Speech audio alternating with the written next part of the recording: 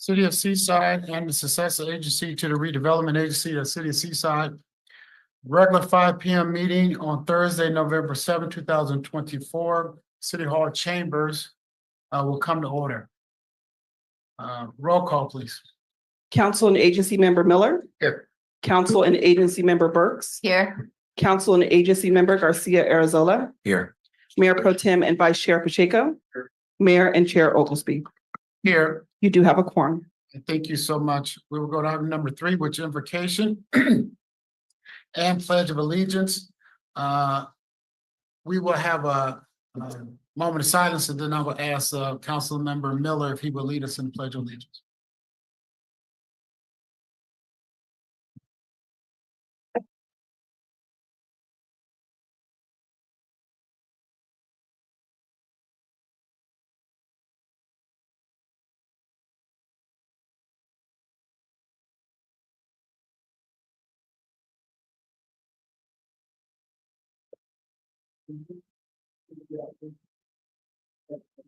To the flag of the United States of America, and to the republic which stands one nation under God, indivisible, with liberty and justice for all.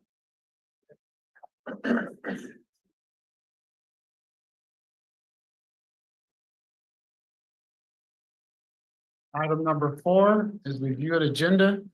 City Manager, is there any items that need to be added or removed from the agenda? Item 7F has been requested to be removed by the applicant. Thank you so much.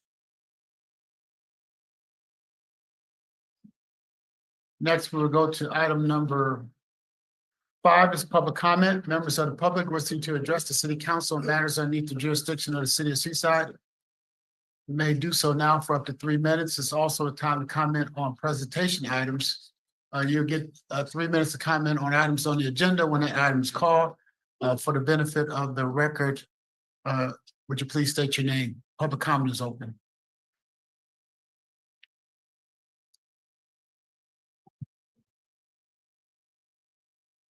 Good evening, Honorable Mr. Mayor, City Council members, City Attorney, and City Manager. Bobby Maxwell, the President of the Seaside Police Activities League. I wanted to remind everyone that we are having signups for our youth basketball program. You can do it online or go to the Oldemeyer Center. That's happening now, so that's all I have. Members of the public in the chamber, please approach the podium. Members of the public on Zoom, please use the raise your hand feature or dial *9 if you're calling from a phone. First of all, congratulations to the incumbents. It's good to see familiar faces. Good evening, Honorable Mayor, members of council, esteemed staff. My name is Robert Daniels, and I appreciate the opportunity to speak for you today and to support a matter that affects the well-being of our community.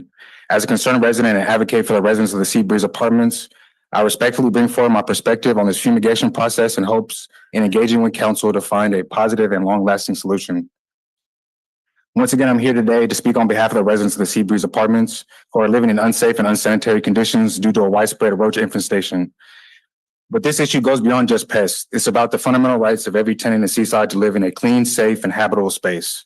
This is not just a Seabreeze problem, it's an equity issue. No neighborhood, regardless of income, should be overlooked when it comes to basic health and safety standards. Every part of Seaside deserves the same commitment and habitability. We're asking the council to step in, conduct a thorough inspection, and ensure that infestation is fully addressed. No one should live with the health risks of neglect, and no neighborhood should be ignored when it comes to enforcing housing codes. Lastly, I respectfully request that this issue be added to the agenda for the next meeting so that residents can share their stories directly with the council.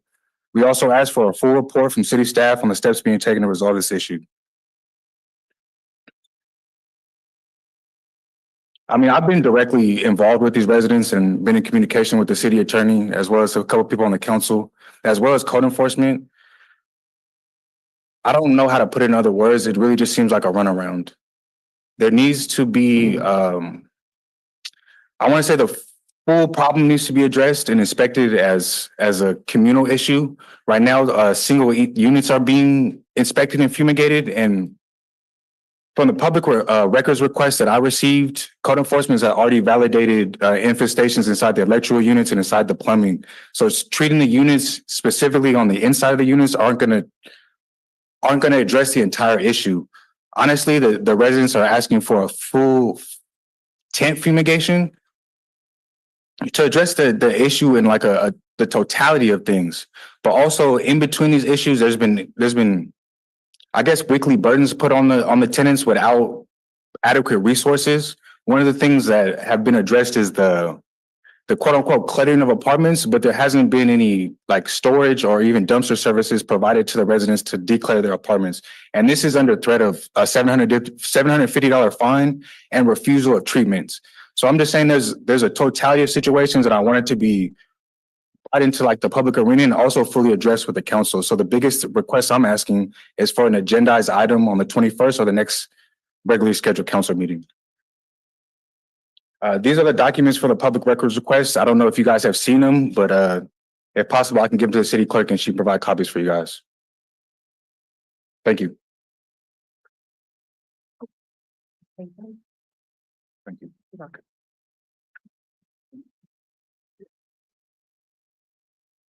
Hi, congratulations to everybody who participated in the election in every way that you did, and for the people who won their elections. That's and even for the people who didn't, it's great to get in there and put your hat in the ring, and not everybody, you stepped up, and it's wonderful.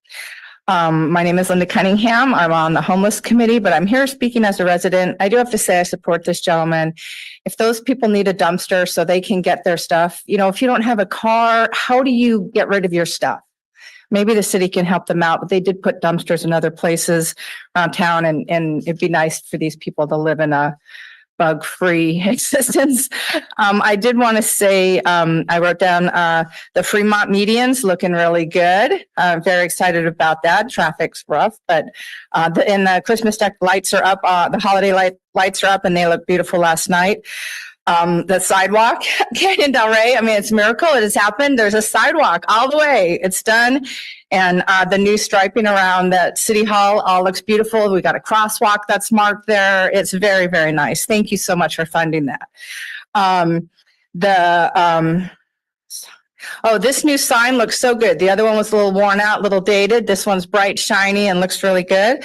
I'm grateful the city got that updated along with the other signs. The new storm drains, those are looking good. I've seen that work done in my neighborhood. And Grandview and Ord Grove, Circle, Luxton, I'm telling you, where I'm so excited, everybody's excited. You guys are fixing these horrible tripping hazards with the sidewalk was sunken away from the curb. They're wheelchair accessible. That's major work. I know it's expensive. You also fixed a piece of sidewalk that had risen at Circle on Grandview, and I had tripped and torn my meniscus. My neighbor had tripped on that piece of sidewalk, tore her meniscus in her knee, broke her arm. She had her dog, and this was during COVID, and she was a nurse at Chomp, and we really needed her working. And anyways, that's fixed, and I'm very, very grateful. I did notice the same problem with the sidewalk is at Luxton and Ord Grove on the southeast corner, and Waring and Ord Grove on the northwest corner. And I did want to say, the person in Prundell who was shooting those animals, horrible situation, but I was so proud to hear that Seaside Fire drone was part of the finding this person who was out in the woods and doing this horrible behavior. And we got that person, and I'm very, very proud of Seaside Fire drone team for working on that. And I hope the whole city's proud of that. Thank you guys for all that you're doing. I see construction signs and things getting better all over the place. Oh, and we have the new wrap on one of our boxes. You guys also funded that through the NIC, and that's over as you're going into Costco. Thank you.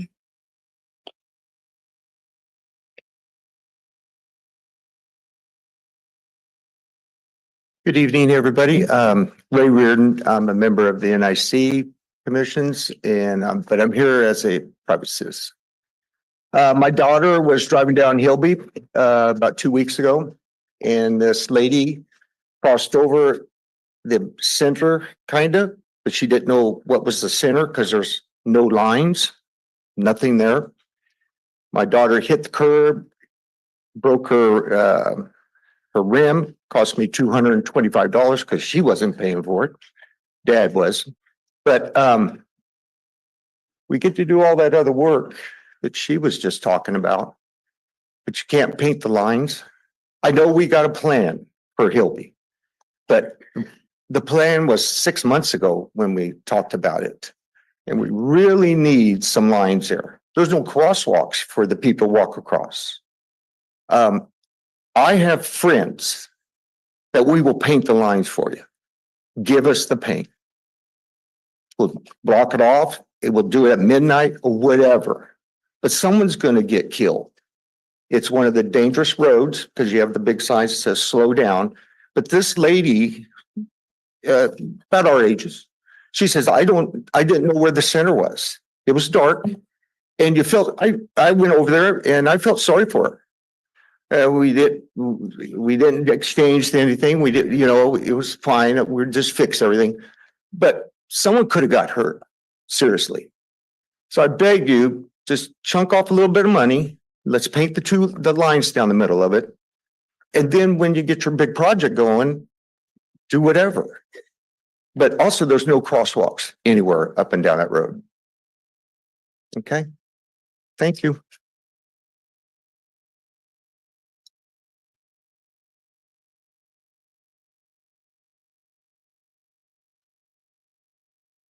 Good evening, everyone. First, I wanted to congratulate the incumbents here on City Council with the victory. We're really happy to have you continue working for the City of Seaside.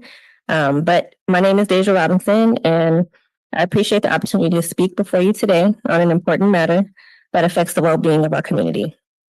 As a concerned resident and advocate for residents of the Seabreeze Apartments, I respectfully bring forward my perspective of this fumigation process in hopes of engaging with the council to find a positive and lasting resolution. I'm here to speak about an urgent issue affecting the residents of Seabreeze Apartments. The conditions there are not just uncomfortable, they're unsafe. Roaches infest the units, creating an environment that is both unsanitary and harmful to the health of residents. This is not just about inconvenience, it's about the physical and mental well-being of families living under these conditions, and we cannot allow this to continue. What's at stake here is more than just health, it's the overall quality of life for these tenants. The city must step in to ensure that the infestation is treated thoroughly.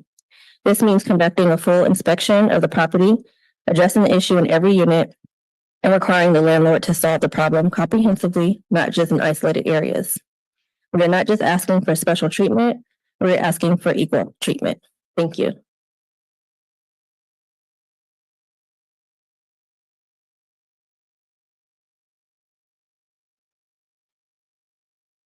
Buenas tardes.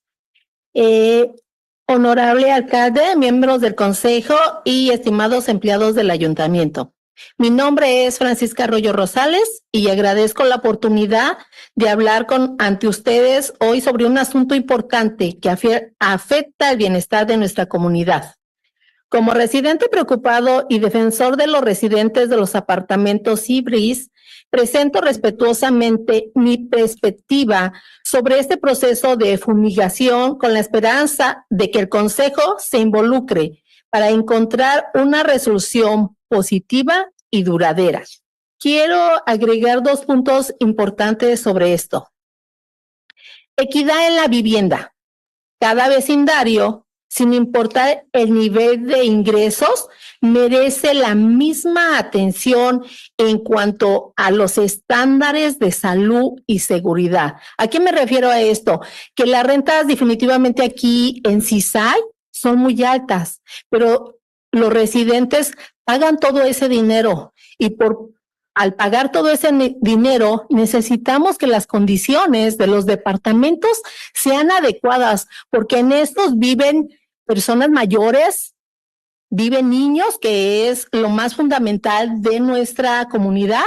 Por eso acudo a ustedes, que sé que y aparte les doy la bienvenida de nuevo, porque sé que ustedes van a hacer un nuevo Seaside, porque ustedes son muy importantes. Entonces, yo los exhorto a que tomen acción en esto. Otra de las cosas es derecho a la vivienda segura. Este problema trata sobre el derecho fundamental de los residentes a vivir en espacios limpios, seguros y habitables. Yo les incito a ustedes a que realmente tengamos un Seaside bonito, tenemos un área esplendorosa, entonces yo los invito a ustedes y yo saben que yo estoy ahí para ayudar, yo los he visto que ustedes trabajan mucho para que Seaside florezca y yo de nuevo les hago la invitación para que ustedes tomen medida en cuanto a esto que yo les estoy solicitando. Gracias.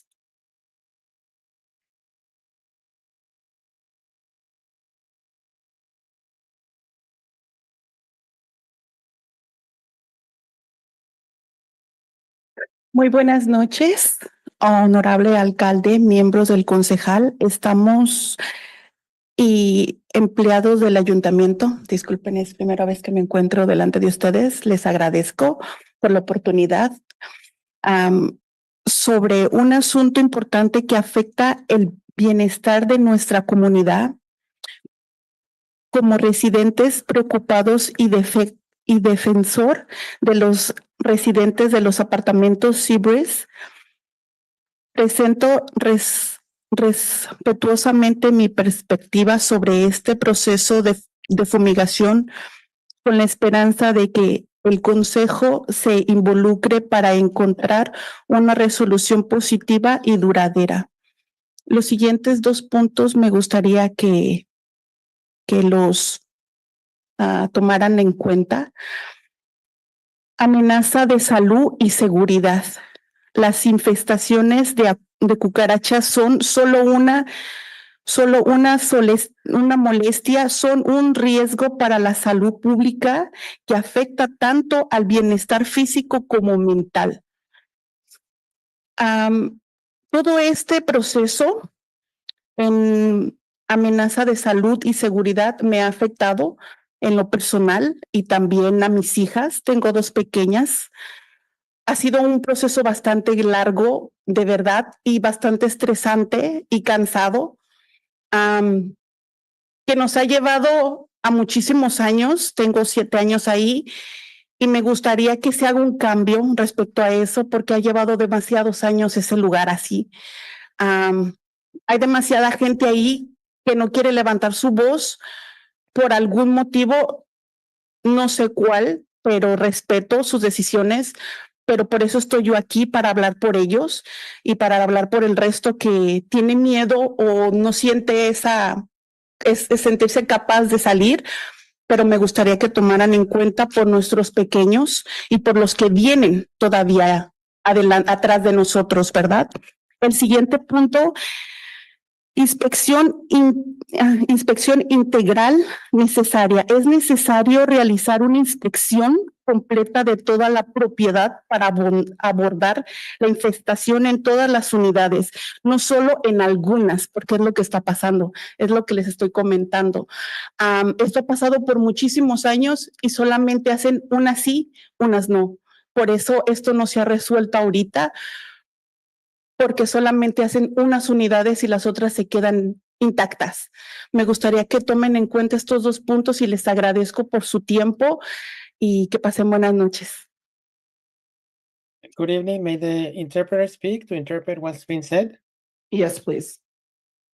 Okay, the first speaker was Francisca Rosales, Honorable Mayor and Council. I wanted to speak to you about the well-being and our health that is being diminished at Seabreeze Apartments due to the fact of this infestation that is taking place. And this building has people that are of different ages. They have older folks, children that live here in the Seaside city. And we are all concerned about the health and well-being of the tenants. And we are seeking equity for each neighbor, that we all need the same standards of everyone else here in the city. And we want to live in a safe place. And we ask the city of Seaside to take action about this, to have clean spaces where we can feel secure, and but still continue to improve Seaside that is looking pretty. I'm here to help to flourish the city and that things will move forward. The second speaker spoke about the fumigation. It's important that a fumigation process and a positive solution is brought to these apartments of Seabreeze because the tenants are having danger to their health. It's infested with cockroaches and it's affecting the physical and mental well-being of the tenants. I have 2 small children and it's been very stressful. I've been there for 7 years and a lot of people don't want to speak or raise their voice about the situation. So I think the next point is very important to have an inspection. Unfortunately, some units has been inspected at times, but some have not been inspected. So it's important that all units be inspected. And, I thank you for listening to me.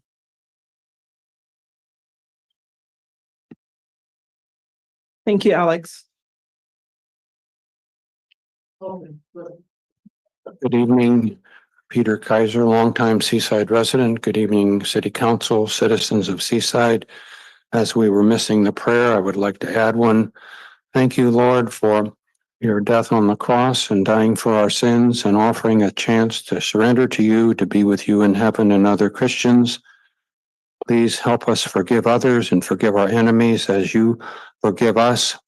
Thank you, Lord, for offering providence and provision and help us to have an attitude of gratitude during this Thanksgiving season and help there to be a peaceful transfer of power to the new president of the United States. And thank you for a peaceful mainly election week, and that this will continue through the inauguration time on the 20th of January, 2025. And Lord, help this whole council and all of the people who got elected to know and do your will, follow the Bible and have a Christian worldview. And yes, Lord, and also help there to be great support for marriage between a man and a woman, and also for protection of the life of the preborn from conception to natural birth. And we're so happy that at least nationally, a lot of the voters saw the light on this and they are willing to vote against abortion and protect the lives of all these preborn children, and hopefully supporting marriage between a man and a woman.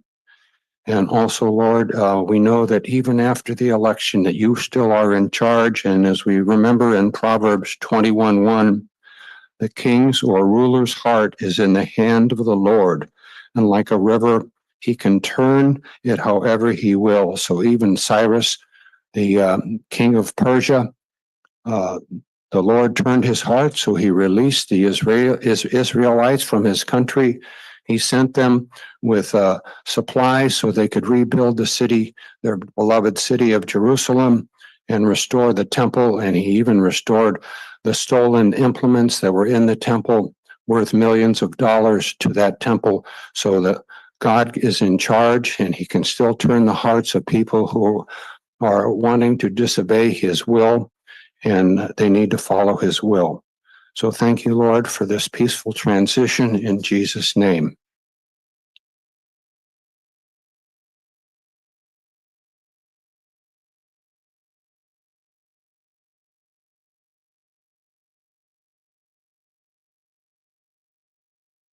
Good evening, Honorable Mayor, members of the council, esteemed staff.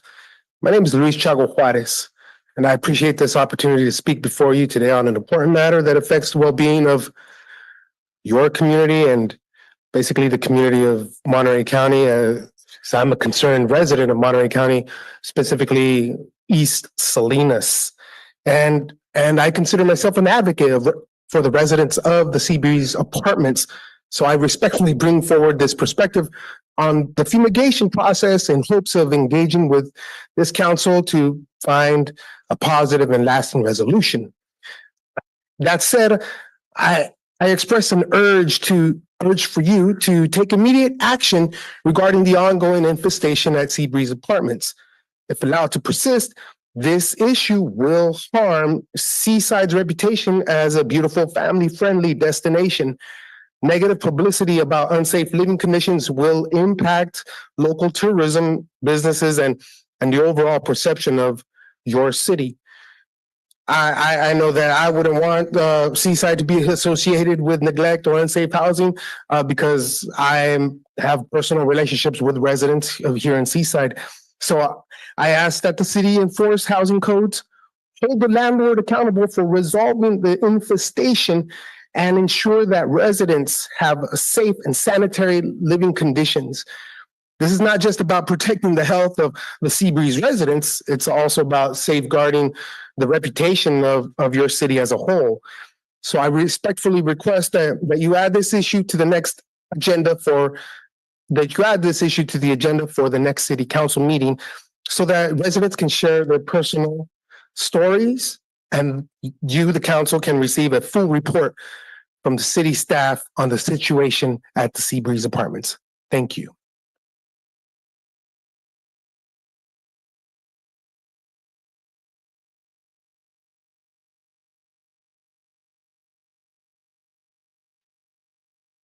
Sí, buenas noches, honorables alcaldes, miembros del consejo, estimados empleados del ayuntamiento. Mi nombre es Rogelio López y agradezco la oportunidad de hablar con ustedes hoy sobre un asunto importante que afecta al bienestar de nuestra comunidad. Como residente preocupado y defensor de los residentes de los apartamentos Sea Breeze, presento respetuosamente mi perspectiva sobre este proceso de fumigación con la esperanza de que el consejo involucre para encontrar una solución positiva y duradera. Y quiero agregar 2 puntos acerca de esto. Queremos una equidad en el cumplimiento. Ningún vecindario debe ser ignorado cuando se trata de hacer cumplir los códigos de vivienda y proteger a los residentes de riesgo de salud. También exigimos una acción urgente para la salud y seguridad. Este problema no puede seguir sin ser abordado. Es una cuestión de salud digna y bienestar público para toda la comunidad. Según tengo entendido, este problema no es de ahorita en los apartamentos de Sea Free. Este problema ya tiene mucho tiempo. Nosotros somos residentes nuevos, inquilinos con poco tiempo de vivir, como 10 años, pero este problema ha sido de muchos años atrás. Pero también queremos que tanto como los concejales y miembros de todo el cabildo nos apoyen y pongan mano dura para que puedan los dueños y todo hacer algo favorable para todo el bienestar de toda la gente que vive ahí, porque son más de 120 edificios que tiene esa unidad. Esperemos que tomen en cuenta nuestros llamados y esperemos una solución, por favor. Gracias. Alex, interpreter, may I interpret at this point? Yes, please. Your Honorable Mayor and Council, thank you. My name is Rogelio Lopez. I'm thankful for the opportunity to speak in front of you in the council. And I hope that you will find a solution and equity because no neighborhood should be forgotten. As we have been, we ask for urgent measures in this. And also for the well-being of the whole community of Seabreeze. We have been there for 10 years only, but I understood this problem has been happening before those 10 years. And I hope the council will support us for the well-being of these people. There are 120 units, and we therefore wait for a positive result. Thank you. Thank you, Alex. Thank you. Members of the public, please approach the podium. Members of the public on Zoom, please use the raise your hand feature or dial *9 if you're calling from a phone. Good evening, Council. I want to just start with congratulations to those of you that have retained your seat. And I also wanted to give a shout out to those that also ran in this election. And I hope that we are going to be able to band together and work together for the betterment of our city as we continue forward. I am here to advocate on behalf of the tenants of Seabreeze Apartments, which I actually know as San Pablo Apartments.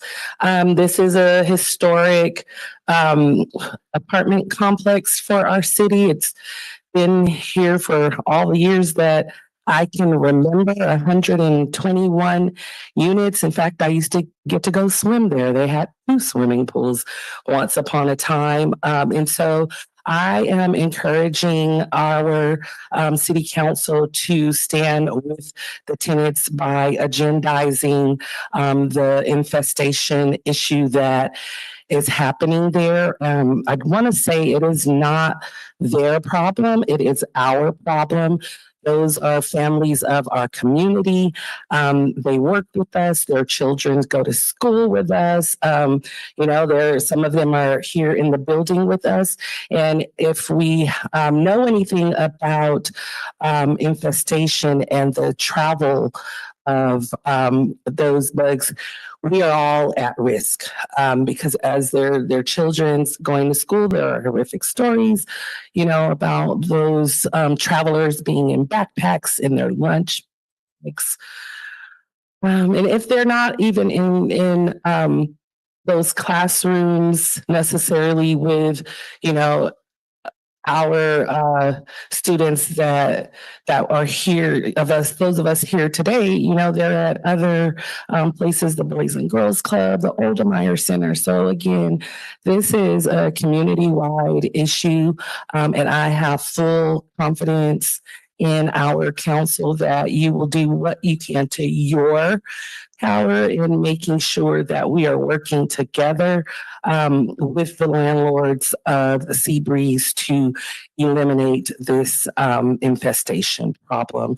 And so again, thank you for all that you do, all that you have done, and what you will do to come. Thanks.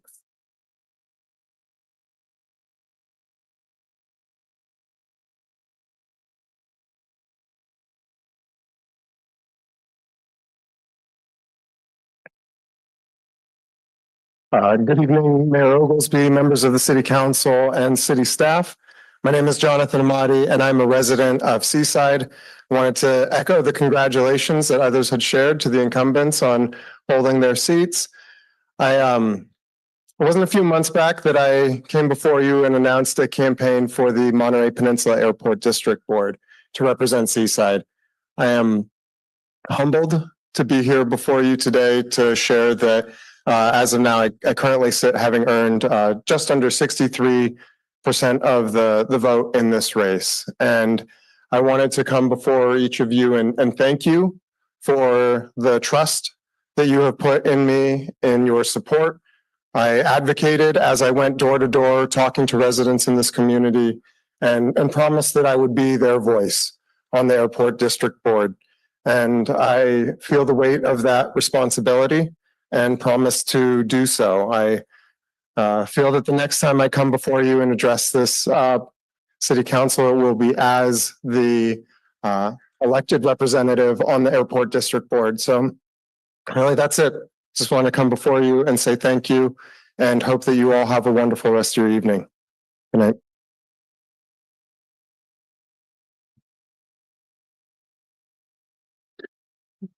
Good evening, Mayor and City Council. My name's Lucy Aarons. I've been a resident for about 44 years. And I just want to speak out in support of the people advocating to have an agenda item for Sea Breeze. My father retired from the military 50 years ago, and that was his first home after he retired. So to me, it's really sad to hear that it's run down and in poor condition. So I support putting that on the agenda. Thank you.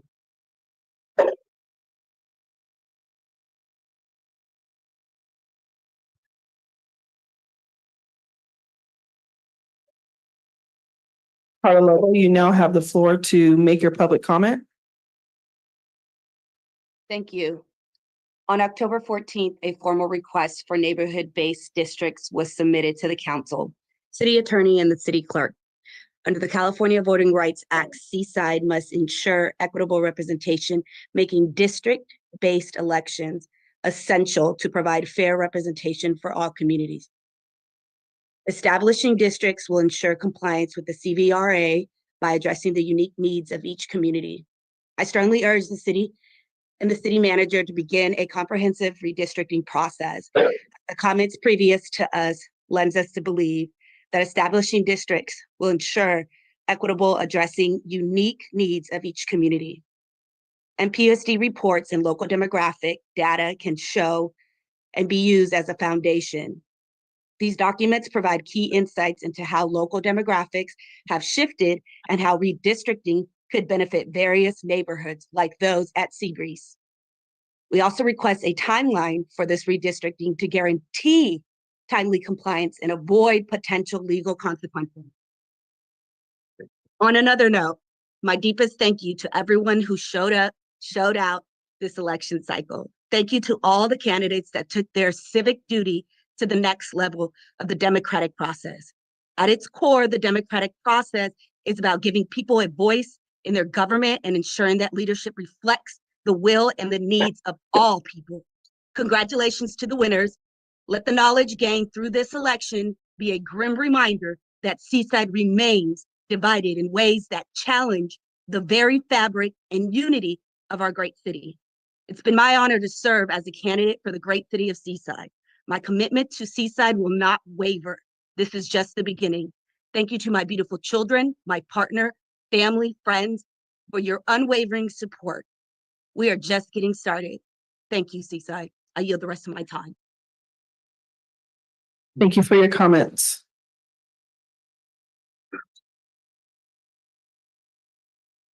Hello, before the clock begins, I wanted to comment on the agenda number 8. Would it be better for me to wait until the agenda item or no? This is public comment period, sir. So you can comment, public, anything on the agenda, you have to wait till that item is called. Okay, so I'll wait till that agenda. Laura Vargas, you now have the floor to make your public comment. Hi, everyone. I wanted to say again, thank you so much to Mr. Soto and everyone with the city that has been working with us as the Seaside Apartments Management to get the pest control issue, the roach issue corrected for all residents. I wanted to let everyone know that we are doing everything we can to get this issue taken care of quickly and for permanently. We are working closely with our pest control company, taking all the directive. We are working closely also with the city to try to get our message through to those residents who aren't clear or aren't following through with the directions given to them and the instructions that are issued.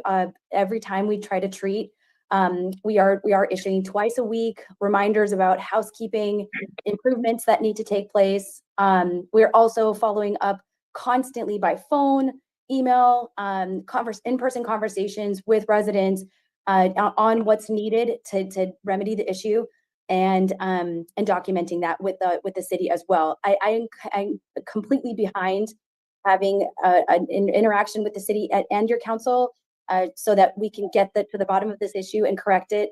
I just wanted to say that we are actively working, and the good news is that the problem is improving and greatly improving with the work we've been doing. We just need to see through some of the work with some of those residents who, again, are refusing to either prepare or follow direction or are not clear on what's needing to be done. We're not exactly positive what the motivation would be. Obviously, we know most people there, I'm sure everyone wants to live without the pests. They just, for whatever reason, aren't getting ready as required. And we cannot fix it if that's not done. So again, I'm open to the city's recommendations. We take their help to heart. We appreciate everything that's been done thus far. And I think that's all I had to say. Thank you very much. Thank you for your comments. Diane Nielsen, you now have the floor to make your public comment. Thank you. Good evening, City Council. When I saw some of the residents of Seaside that live in that apartment building, I was very happy to see that the Spanish-speaking citizens came forward and that they were able to have their comments translated into English. And it's one of the things that I think is so important in our community is to be able to have other language other languages that are somebody who doesn't speak English be able to come and voice their concerns. And I think they show people are from that complex are showing great courage in coming forward. And I know it's not an easy situation, but their value in our community as community members and to our economy and just as neighbors is so important. And the situation of having to complain against a place that you're renting is really tricky. I don't know what the situation is there, if anybody's in jeopardy of not being able to stay in their apartment, but it can devastate your life. I do have a question, which is, it sounds like everybody's working towards a solution, but is there going to be a permanent solution? And what is the city's involvement other than code enforcement that is involved here? Thank you for listening to my comments. And that's all I have. Thank you. Thank you for your comments. Cynthia Luna, you now have the floor to make your public comment.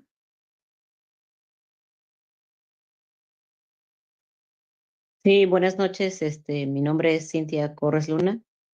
Buenas tardes a todos, al consejo. Gracias por escucharnos el día de hoy. Gracias por tener la interpretación y felicidades a todos los que van a servir para los próximos 4 años. Hoy vengo como residente de Seaside. He vivido aquí, pero vengo en apoyo y en abogacía por nuestros residentes vecinos de los apartamentos de Cibris. Sabemos que existe una infestación de cucarachas, ¿verdad? Y es un poco degradante de que estas personas vivan en esas condiciones, que ha pasado el tiempo y la verdad no se ve la solución. La otra es de que no me imagino las familias y a la señora que hizo el comentario sobre que tiene sus hijos, ¿verdad? Y vivir entre cucarachas, creo que no es algo que es degradante y no es saludable cuando uno tiene niños pequeños, ya que pues a veces la comida se infecta y pues hace daños hacia nuestra salud, ¿verdad? Entonces, le pido a la ciudad, a todos, que trabajemos en equipo y que podamos ayudar a nuestros residentes de Seaside, porque es importante para su bien de una vivienda digna, de una vivienda saludable, de que todos estemos bien y trabajar en equipo. Muchas de las veces nosotros como latinos a veces nos da miedo el hablar, ¿verdad? El hablar y decir, ya sea por el temor a que nuestro rentero que nos renta, pues tenga esas represalias contra nosotros, ¿verdad? Esa represalia que a veces no, te van a correr de la vivienda o que existen otras maneras de que muchas de las veces toman represalias. Entonces, a veces nos da miedo hablar por ciertas circunstancias. Les quiero dar las gracias por haber escuchado y esperamos que pronto sea una solución para nuestros hermanos que viven en los apartamentos San Pablo, que ahora se llaman Cibris. Les quiero agradecer a todos por haber estado aquí. Gracias. Thank you for your comments.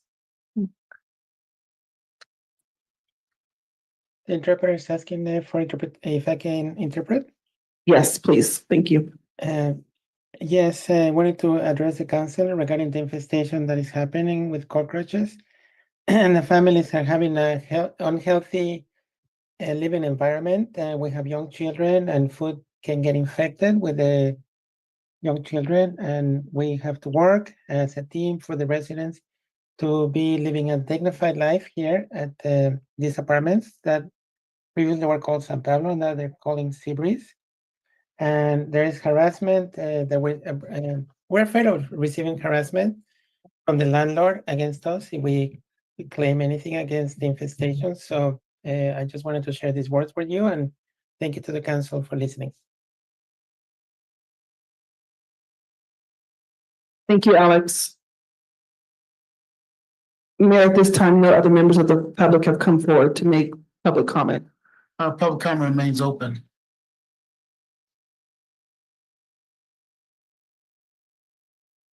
Good evening. My name is Nadia Matro Silva Khalil. I have been a resident and homeowner in Seaside for 7 years. I am also a professional pet stylist who started their career here and in that time have become well acquainted with the pet owning community as well as the issues that they face. I'm here today to speak on the proposed mandatory spay and neuter ordinance. The issue of how to manage the influx. That's on the agenda, and so that should be coming up fairly shortly. So I would ask you to hold your comments into then. Okay. Yeah, Thank about 10 or 15 minutes or so. Thank you. Public comment remains open on those items not on the agenda. Hearing no one, seeing no one else, public comment is closed. City manager, did you hear any questions, issues, or concerns that you can speak to at this time? Yes, Mayor, a few. We had 10 people talk about the infestation problem at Seabreeze. Staff has been working on that issue, as the council's aware. We are open to having any meeting anywhere on that topic. The city attorney could provide some additional information on the limits of our authority and our efforts to retain our own expert on behalf of the city. On the other topics, there were two there that I can report on. Regarding the district-based election scenarios, the city has research on that topic, and we'll be discussing that research with the city council, and the city council will provide direction. And on Hillby, on the next city council agenda on the 21st, we'll be having a traffic calming package come before the city council on the 21st. City attorney, did you have any? Yes, I can provide a brief update with respect to the Seabreeze apartments. First of all, I just want to make really clear, every single complaint that we've received from a Seabreeze resident has been investigated and the apartments have been examined by code enforcement on that. So just making that clear. And it's an ongoing process. The units have been, the ones that have been prepared have been successfully treated. 31 of those apartments are being monitored because they've been treated and they're being monitored for ongoing insect infestation. The numbers do appear to be going down according to their professional information that we've received. There are still a number of units that have been noted by both code enforcement and the pest control operators where there are issues with respect to the preparation, the adequate preparation of the units to prepare the units for extermination efforts. And that's an ongoing issue. I have spoken with Mr. Daniels about some of those apartments, and I'm willing to engage in ongoing discussions to try to ensure that both the apartment owner as well as the residents are clear on what needs to be done in order to have successful treatment of those issues. Additionally, when code enforcement did go out and inspect the units, there were some other habitable issues that were identified, and those have been and are in the process of being remediated, such as like mold or water leakage, things like that, that are being addressed by the apartment owners as part of the ongoing code enforcement actions.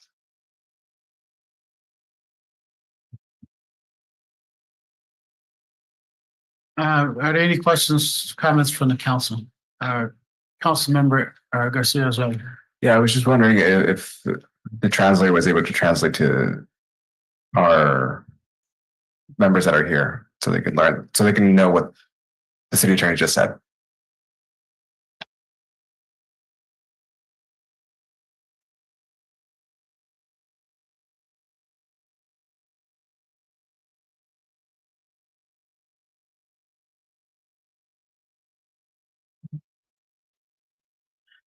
Yeah, this is Gabriela, the interpreter.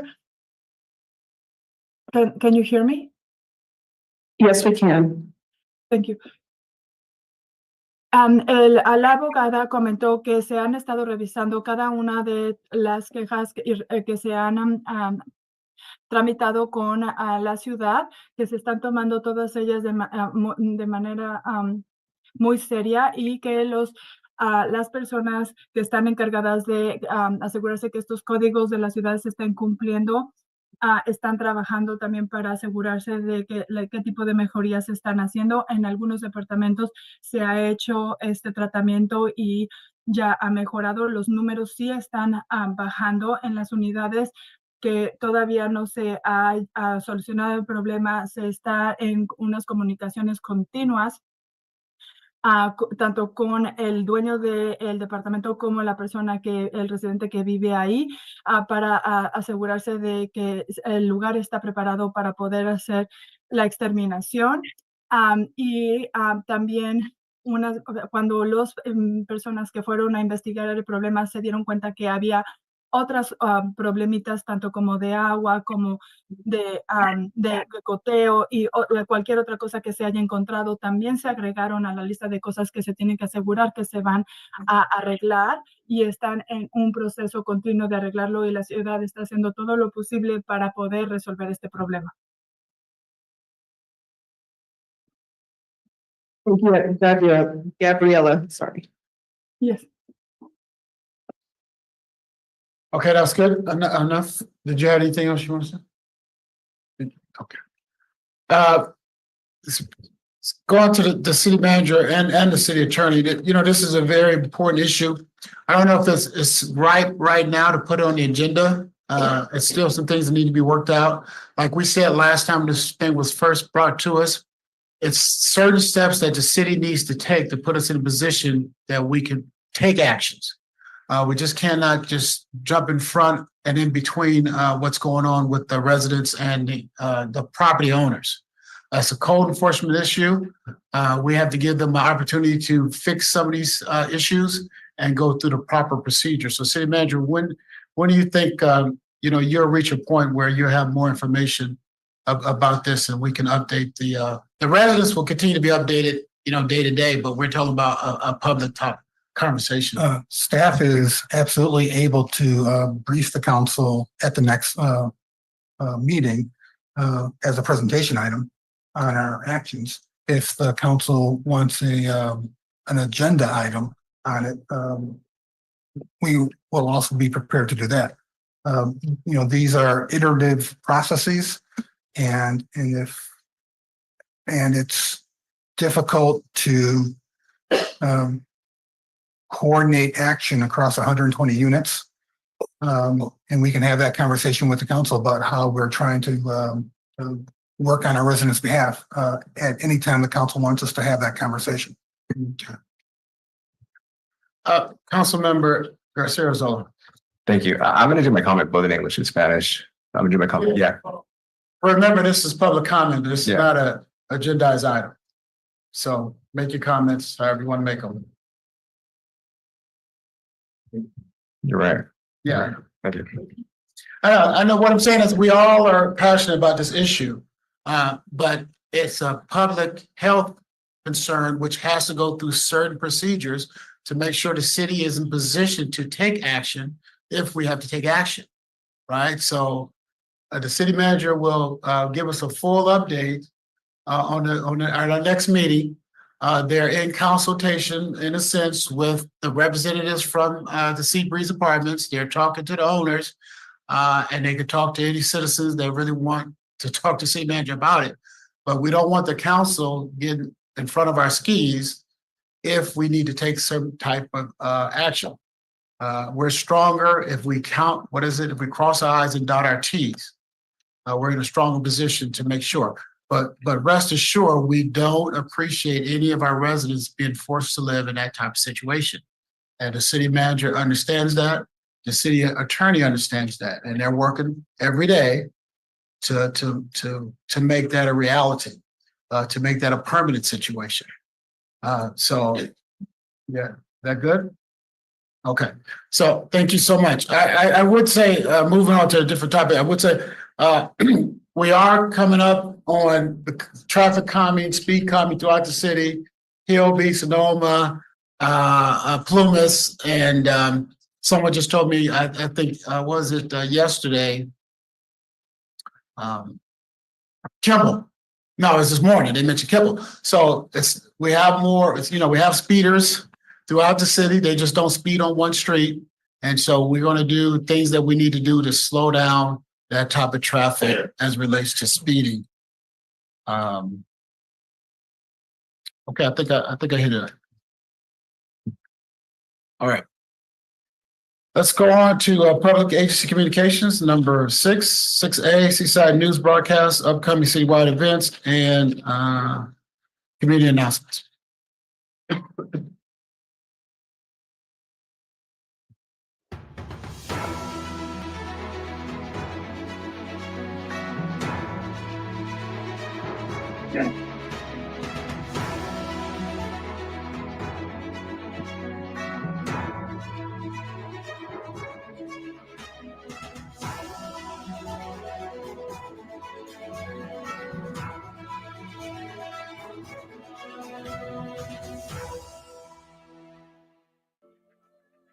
Let's dive into this week's edition of Seaside City News, covering more of the events happening this November.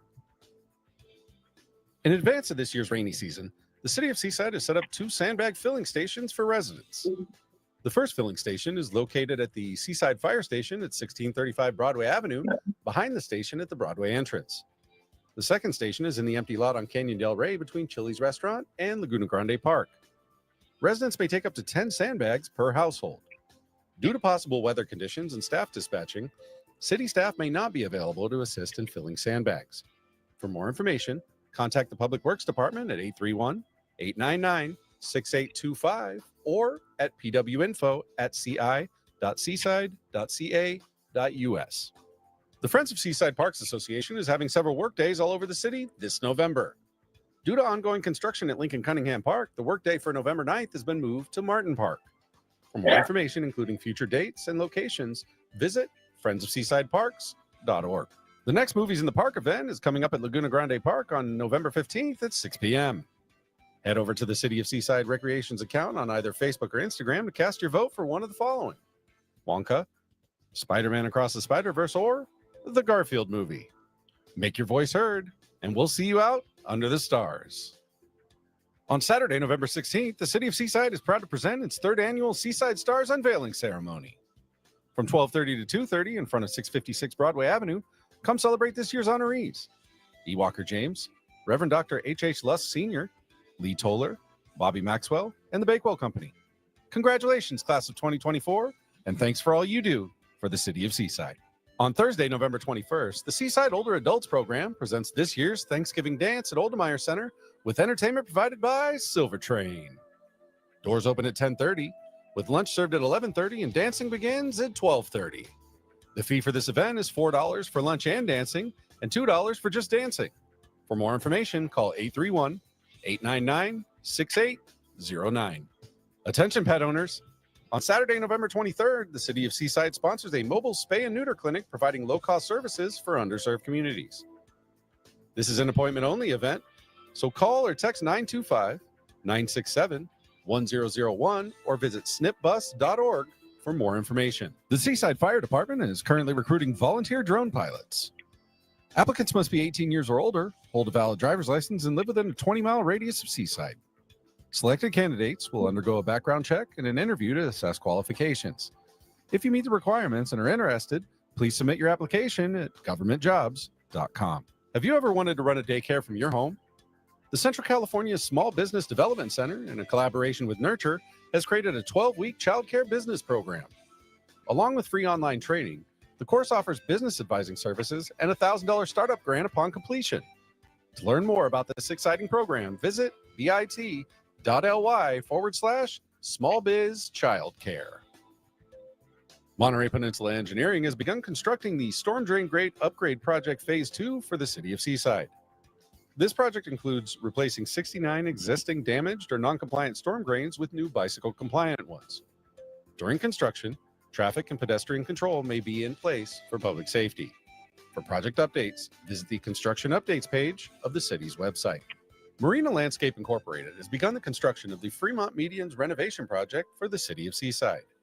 The project construction will include gravel, mulch, planting, and irrigation improvements to the existing medians on Fremont Boulevard from Kimball Avenue to the Monterey Road Highway 1 intersection.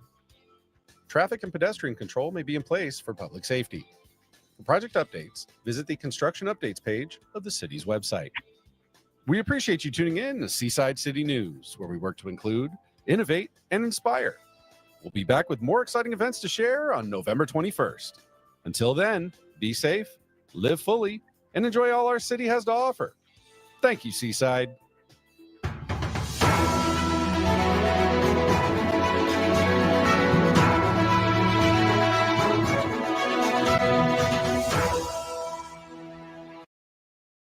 Wow, I don't know who does that, but that's wonderful. That's a lot of good stuff going on in Seaside.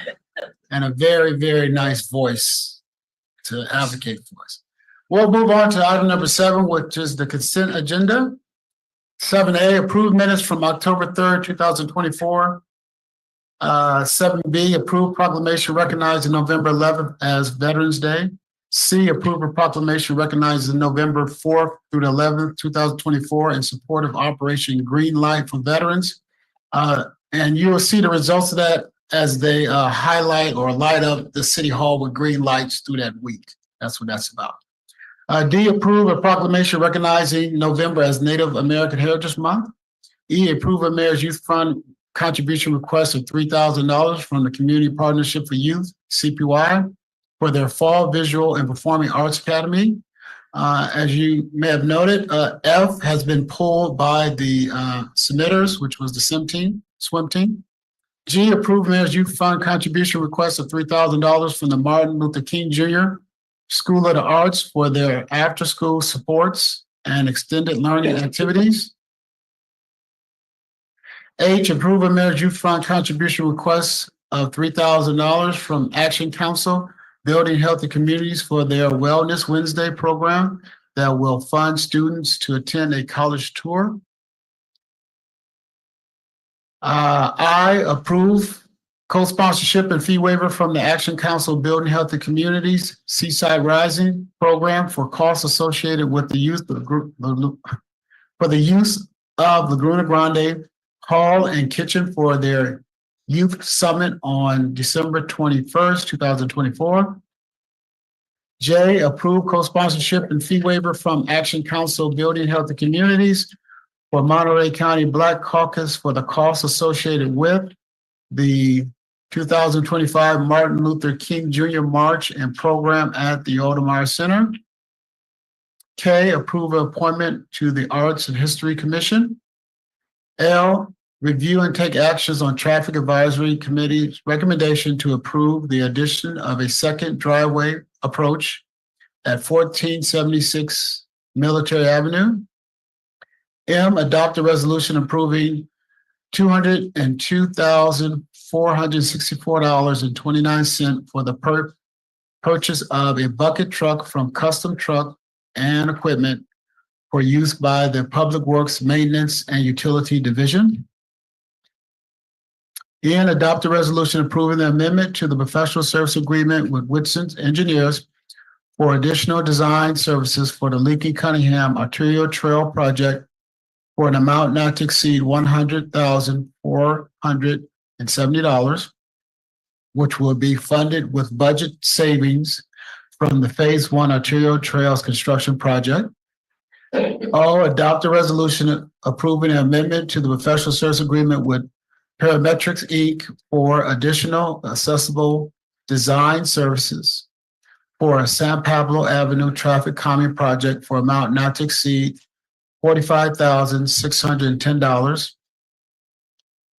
P, adopt a resolution approving an amendment to the professional service agreement with Michael Baker International Inc. for additional services to complete the 2025-2029 consolidation plan for the Community Development Block Grant Program for amount not to exceed $23,000.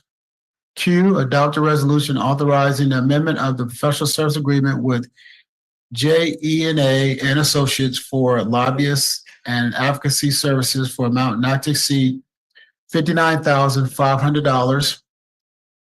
R, adopt a resolution authorizing amending the landscape access and maintenance easement agreement with Shea Homes LP for Enclave Phase 3. That concludes the reading of the consent agenda. Is there any items that anyone on the dais would like to pull? Is there any item that the public would like to pull off the consent agenda? Anybody on Zoom? Bring it back to the dais. What is the will of the council? Move approval. So properly moved to second. Let's take it out to the public. Public comment is open on our consent agenda.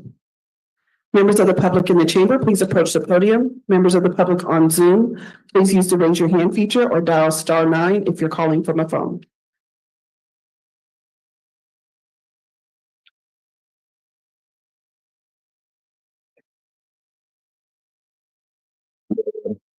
Council members, city manager, city attorney. I'd just like to make a comment on the appointments to the Art and History Commission. And I'm really in support of, I don't know both of them, I know Robert Daniels really well, because he's spent a number of years on the Parks and Rec Commission, and all I can say about him is everything positive. He is an asset to whatever commission that he's involved with. And I think it's a great fit for the Art and History Commission, and they're lucky to have him. So thank you.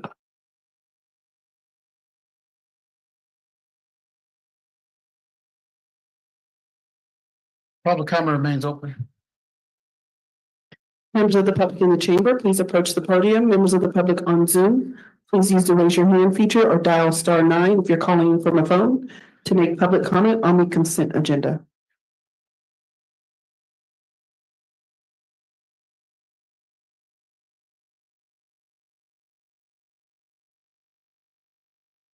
Hearing no one, seeing no one, bringing it back. Public comments closed, bringing it back to the dais. It's been properly moved and second that we approve the consent agenda.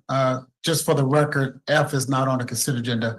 All those in favor use the record sign voting, which is aye. Aye. Nays have the same right. Abstentions?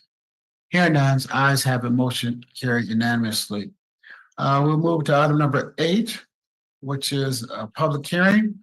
8A, an ordinance to modify Title 19 of the Seaside Municipal Code, modifying the allowable number of cannabis dispensaries and making other changes to the operation and selection of cannabis dispensaries within the city of Seaside. This item is exempt from the California Environmental Quality Act pursuant to section 15061 B of the CEQA guidelines. Mr. City Manager. Thank you, Mayor. Staff has a 4-slide presentation. Mayor, city manager, and as city manager said, we've gone through this twice, so I've made this very brief. Seaside regulates dispensaries. We limit the number of dispensaries. Originally, that was 3. It was later raised to 6, and it is currently at 9. On September 19th, we had a study session here, and council directed staff to reduce the number of dispensaries that are allowed to 3. And so there is now an ordinance in front of the council that would do exactly that. The ordinance would reduce the number of dispensaries from 9 to 3. Dispensaries that are already approved could continue to operate until they stop operating, at which point we would not fill the slot. In addition, the applications would also require that community benefit program be submitted as part of any application, clarify that businesses must perform live scan background checks on all employees and maintain records of that so the city can inspect it, and a few other small cleanup and clarification items. And so staff's recommendation is that the city council introduce the proposed ordinance for adoption at its next meeting. Thank you. Any questions? Councilmember Miller. Thank you, Mr. Mayor. Thank you, Mr. Mark. In terms of if they close, the second they close, then that permit goes away, or can they reopen it for a certain period of time? Maybe you can dive into that.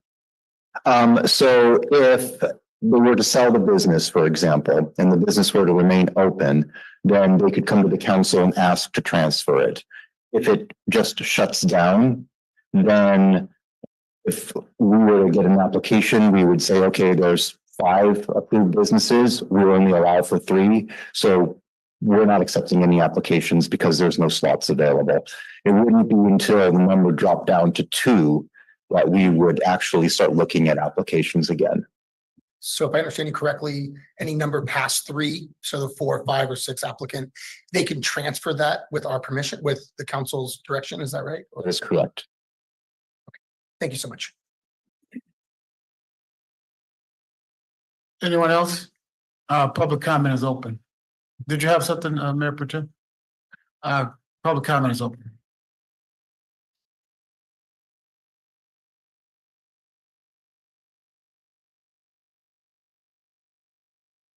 Linda Cunningham, member of the homeless committee, but here speaking as a Seaside resident. Thinking back to previous city council where we talked about was Urban Leaf and how that used to be thrift store had been modified to be a dispensary. My concern is if we reduce that number down, that these commercial spaces that were funded, designed to be dispensaries would just sit empty because it would take an enormous investment for it to become something else. And that's my concern with reducing this number, is just what's going to happen to those spaces that have all the security and whatever all they've put in place to be a dispensary, and that they would just become more empty businesses that just sit there with no commercial activity, because the investment to rip everything out to become something else would not be cost effective to whatever you want to be there. Like if you want to sell shoes, you'd have to might have to rip all the everything, storage, safes, whatever they all put in place to be a dispensary, and those might become just unrentable spaces because they can't be a pot store and they're designed to be a pot store. That's my only concern. Maybe that's not a real issue. I don't know how the landlords who own these spaces would feel that they might just not ever be able to put anything else in there because it's not cost effective to change it. As you pointed out at a previous meeting, Mayor, thank you.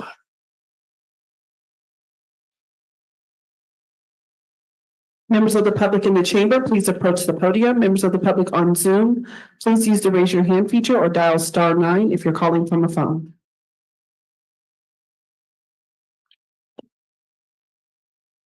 Mayor, members of the council, city manager, and city attorney. I'll be Maxwell again, citizen. I don't know why it's a problem, because it's, these are businesses and they're in the city making money, giving us the money for us to do stuff, whatever the heck it is. I really don't care about, I mean, they're gonna go somewhere else if we like limit them to a certain number. They're gonna weed themselves out anyway. If they're not creating business and doing business, they're gonna move on and do something else. So I think we should just leave well enough alone and see what happens, because we don't need any more vacant businesses. We don't. There's too many businesses that have left. And I'm really tired of looking at empty buildings in our city. So I think we should just leave it alone as it is. So that's my position.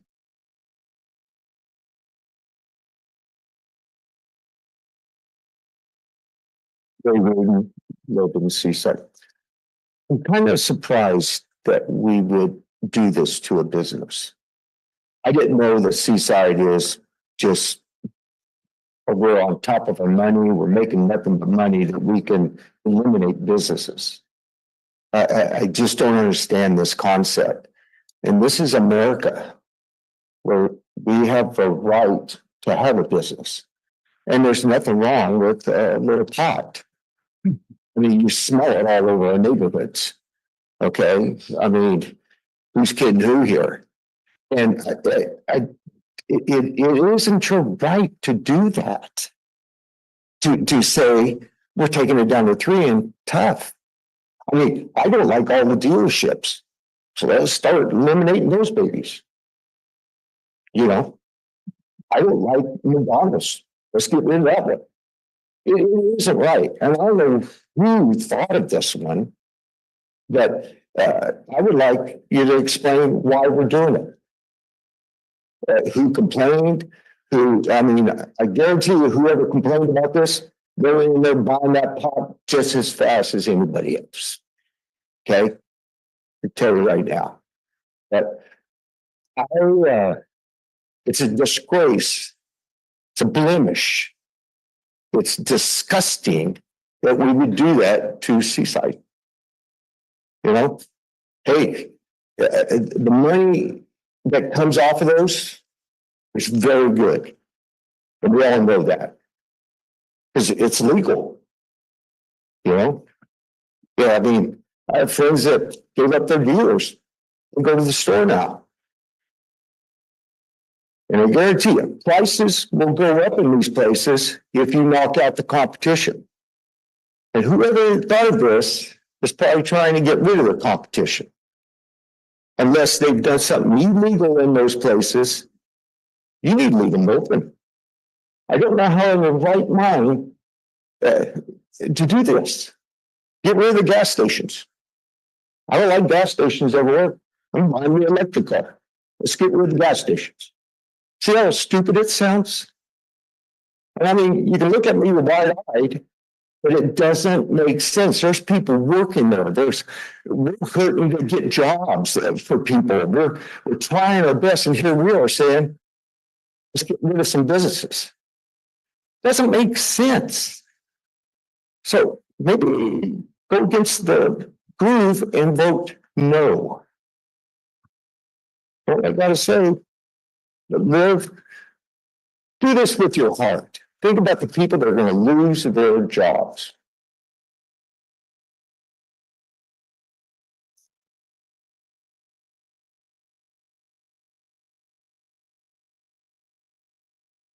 Lobo, you now have the floor to make your public comment. Thank you. My first question is with regards to the notices of our current business owners in this industry. Have they been made aware of the ordinance change and the readings of that change? Specifically because on the campaign trail, there was a lot of business owners that were unaware that the ordinance was being changed, but not only that, specifications on applying and how to get your permit has changed along the years of this ordinance. And when we're talking about the ordinance provisions, on the last bullet point, it said other cleanup and clarification items. What do you mean specifically by that? Do you mean the indication in the process on what it takes or what it entails to apply for a permit if it's being transferred over, instead of that business going completely out of business, losing that permit and having a empty location? So that's my first question. My second question is with regards to when this item came up, it was to reduce the numbers, not to 3, to the current operating businesses that we have. So whether that's 6 or 7, it was supposed to go down to that, so that it gives the opportunity of those business owners to later on down the line, if they cannot sustain their business, they can transfer it over to continue to get that revenue for our community. It is $1 billion industry. We are getting revenue, which is not being applied to anything. I'd like to remind this council that the Parks and Recreations Commission is looking towards getting that allocation to our commission. I asked this council to reiterate to the public that we're not going to take away the businesses that we currently have. They're going to be grandfathered in. Now, if they can't transfer that business over to another entity, then they may lose that permit. But I'd like those questions answered. And I'd also like to know what communication has come down the pipeline to the current business owners of these industries, specifically because on Broadway, we have one business owner that completely bought a section of a property and land in order to invest in Seaside. And if that person can go out of business and can't transfer that over, that means that's revenue that the city is going to lose. We will be in the negative. I yield the rest of my time. Thank you for your comments.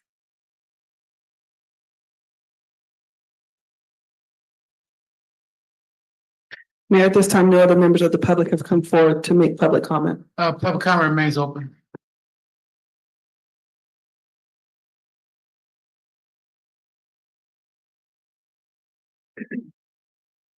Seeing no one, public comments closed, bring it back to the dais. Hold on a second.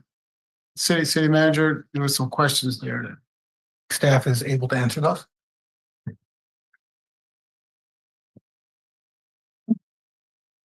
Yes, so, right, there were a number of items that were brought up there. So would it be difficult to convert spaces if the dispensary is closed? It would depend on the individual locations, of course. There would be costs associated with that. It's not insurmountable, but there would be costs associated with converting from one business type to another. The second speaker sort of echoed those same concerns. As far as whether we would do this to other businesses, I think that this is a unique type of business and there's a history of limiting the number of these businesses. So this is not, limiting the number of businesses is not a new thing as far as cannabis dispensaries go. And also, we're not looking to get rid of any businesses. All the businesses that are currently open and or approved would continue to be able to operate as long as they were able to do so. And we're not looking at shutting any of those businesses down unless there were code violations. Business owners aware of the change. There was no formal notification. I had conversations with a few of them, but we didn't send out letters or any notifications along those lines. As far as what is referred to as other cleanup items, changing verbiage around just to grab an example, instead of saying all applicants shall pay a dispensary permit application fee, a permit fee, and all inspection fees that may be required. We're saying all applicants shall pay all required permit and inspection fees that may be required. So moving verbiage around things like that, they're available for inspecting as part of the staff report. Whether we were supposed to be bringing an ordinance that would bring the number down to 3, we had this conversation on September 19th, and council's direction to bring it down to 3 was, in my mind, very clear. I have no comments to make regarding how the cannabis revenues are spent. And again, to confirm the businesses would not be shut down. They would be allowed to continue operating until they closed on their own. Okay, thank you. Mayor Pro Tem. Just like to make a motion to approve 8A, and then I'll speak on if there's a second. I'll second. It's been properly moved in second on the question, Mayor Pro Tem. Yeah, just my comments are, when this first was passed, it was 3, and the council got ahead of itself and moved to 6 on their own. Then we are, just to clarify, and you said that so well, we are now removing in the existing stores. The stores that are operating now will continue on, and when they decide to go out of business, there may be opportunities for new businesses in. Just as a reminder, one of the dispensary shops prior to the dispensary shop was a art show or art selling of equipment. The other one was a karate studio that was changed into the coffee shop. So that happens all the time. Businesses change from one to the other. That's part of the way of doing business. We have open facilities that turn into restaurants because the investor or developer wants to do that. I think this just makes a lot of sense. I know staff has been working for a long period of time to bring this forward. It has brought it forward at the September meeting. I just think it's good for everybody. We can diversify our businesses in Seaside if by chance others go out of business on the road. So that's kind of where I stand. Anyone else? Councilmember Miller. Thank you, Mr. Mayor. One of the difficult parts I have with this is that we have 6 and then we're reducing it to 3. So it sounds a little bit like, what are we doing with the other 3? And it might be, we need to have a public campaign about this and at least advise the owners, if this does move forward, that this is what we're doing, and that advise them that their permits, through the answer that you gave us, Mr. Myrick, was that they can transfer the permit if needs to be. So I see this as necessary for the city. We have got ahead of ourselves with how many marijuana shops we have, and this council heard a lot of comments about that.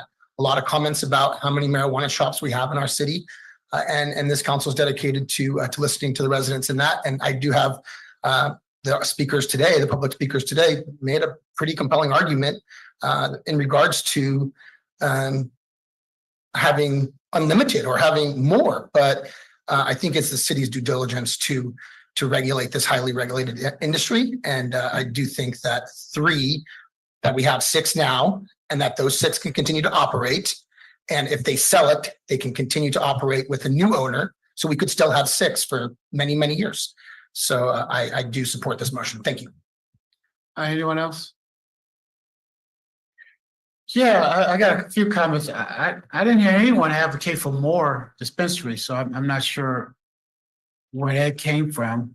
And I did hear a couple of people talk about how this is, someone said a blemish and a disgrace to try to do what we've been hearing residents tell us for the last 5 years that we need to do, is get a handle on the permits. And so no, none of these businesses are going anywhere. That's up to them. This has nothing to do with their day-to-day operation. This says if they go out of business, the permit may not be reissued if it's 3 permits already out there. So I don't know how we even got down the road of talking about this is hurting them as a business or anyone that comes behind them. So this is pretty straightforward. You know, this goes on in all type of communities. Some communities you don't see a McDonald's, but they have McDonald's. They have ordinances that says you don't have golden arches. They have ordinances that say you don't see a big sign that says Starbucks, but they have a Starbucks, right? So this is not unusual. We're not hurting any business. Any business that is open today will continue to be open as long as the owners want it to be open and they don't violate any health code violations. But the community did want to know that we have a handle on the permits and how many dispensaries that we have. So as long as I think someone did mention that cannabis is $1 billion business. So maybe these 6 will get their fair share of that revenue. But we're not hurting anybody. Nobody's I don't see it. I don't see how this is hurting anybody other than putting on the record that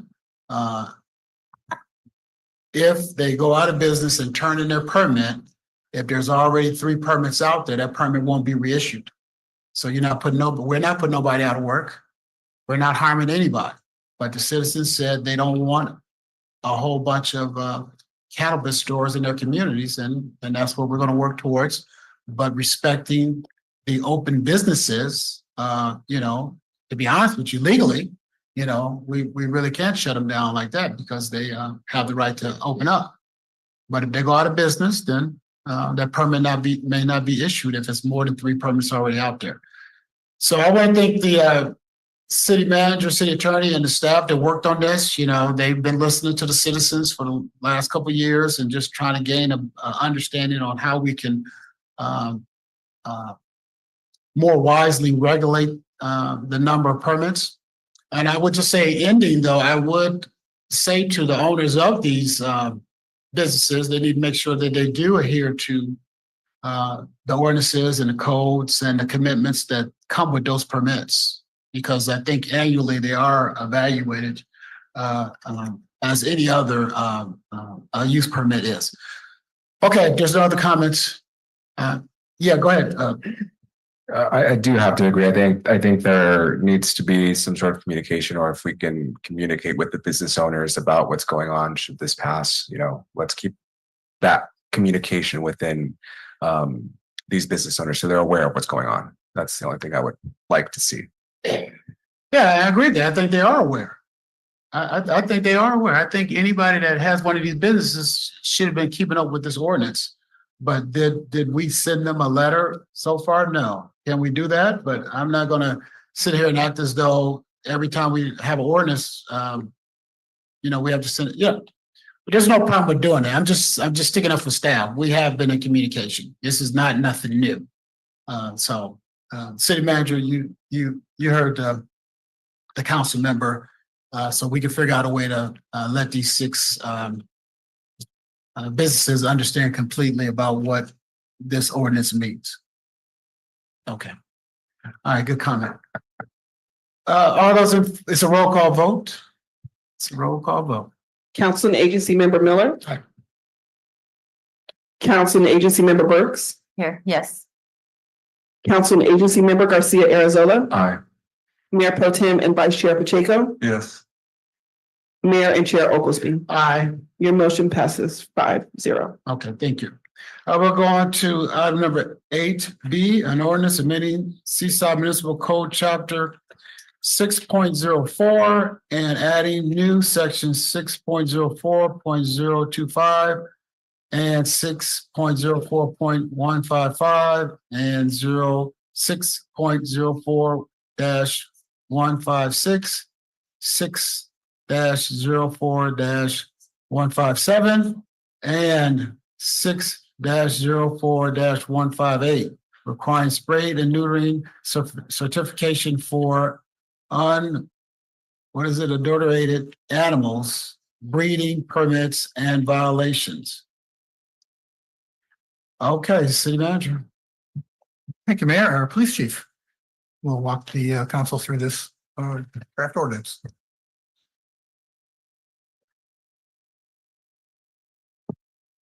Thank you, Mayor, members of the council, members of the public.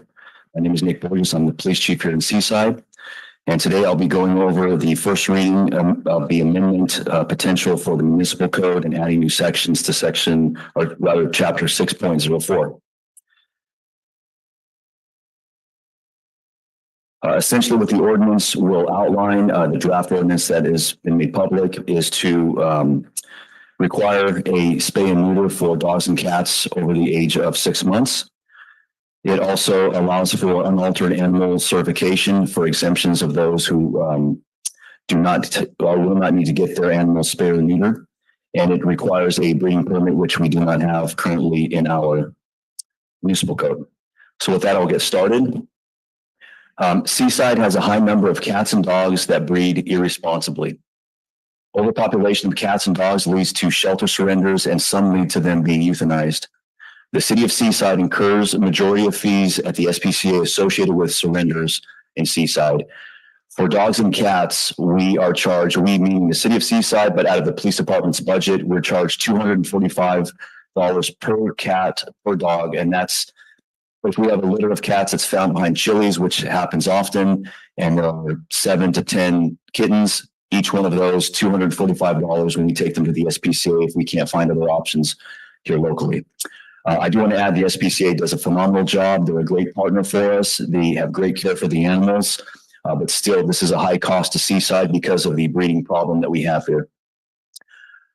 These are some stats here that I got from our animal control officer, who I'll have come at the very end of this and say a few words. But a female cat can give birth to over 2,000 cats in average lifespan.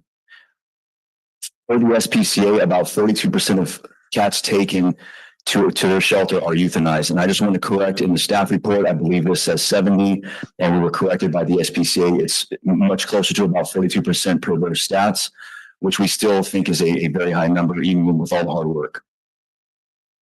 A female and male dog, we have a dog issue as well, can produce as many as 67,000 puppies in an average lifespan through the offspring that they can have. Many backyard breeders go unchecked, and this is so true. A family member of mine just adopted one of the French bulldogs that was left on the side of the road during the rainy season, and Alex was taking care of it until my family could take care of it. This is an everyday situation. And they're making money. A lot of the breeders are making quite a bit of money on these animals, and they're not concerned about their health or well-being. If they can't sell or find a home for these animals, they're either taking them to the SPCA or letting them run wild. And our animal control has to do the humane thing and try to find them some resources. Again, we get billed for any animal that's taken to the SPCA that is associated with the city of Seaside.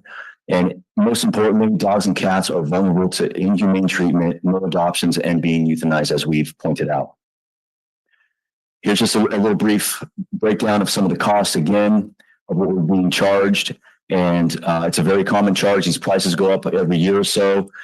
And you can see it right now, average out of the Seaside Police Department's budget, we spend about $80,000 directly to the SPCA for their services. And with the cost going up, we anticipate it going up to at least to about $100,000 leading into next year. So we're trying to not just reduce costs, but reduce what we're seeing in the work and the inhumane things we're seeing here locally with breeders.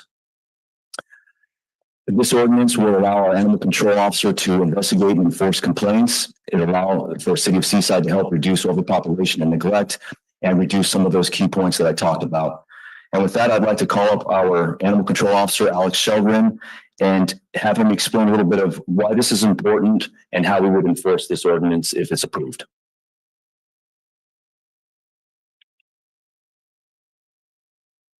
Thank you, Mayor and City Council, for having me here today.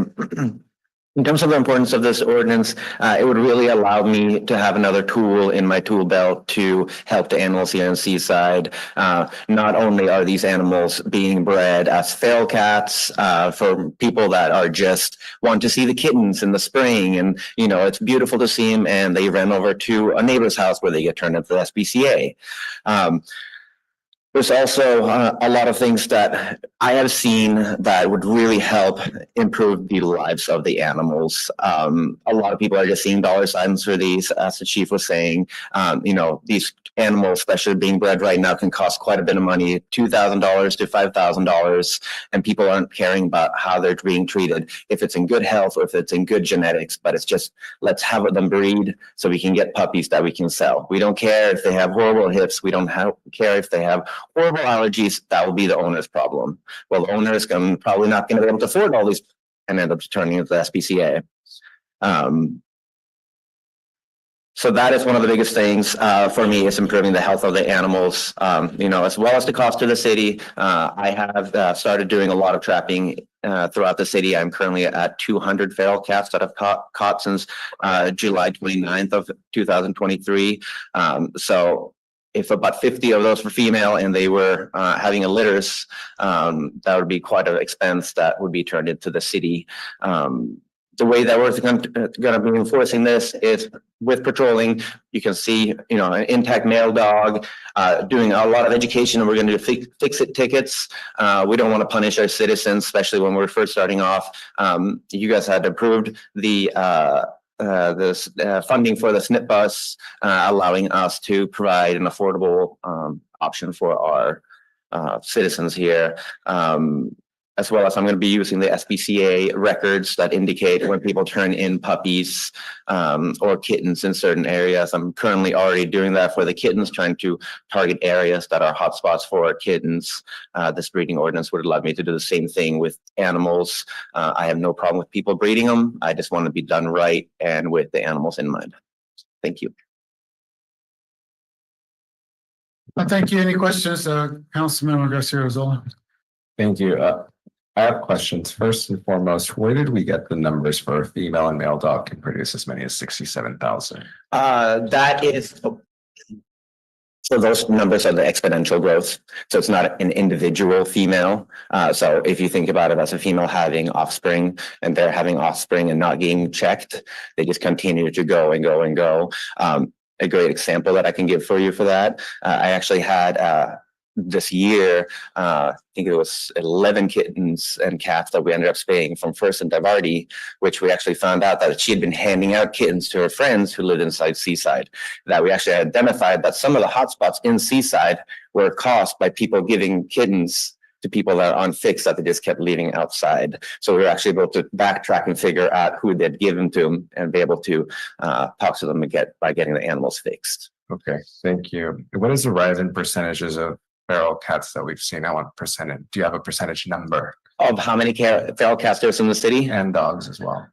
No, dogs, I'm going to say it's very small because we do patrol the areas and we have great citizens that alert us as well as all the postal offices, postal carriers will come and they will call me if they see any loose dogs or anything like that. Where the cats is a lot harder, they are smaller, they don't like to be seen as much as dogs. They're usually not just running down the street, they're hiding in alleys and stuff like that. And I do spend a lot of my time just cruising the alleys, trying to figure out who is feeding them and where the cats are going.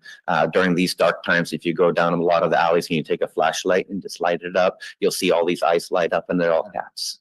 Okay, and then True Fortress, you mentioned that usually we tend to find feral cats around Chili's 6 to 7 a day, a month. How many cats? Yeah, I'm familiar with about 3 or 4 cases in the last year where we found litters of kittens near Chili's, Embassy Suites, near the lake behind us.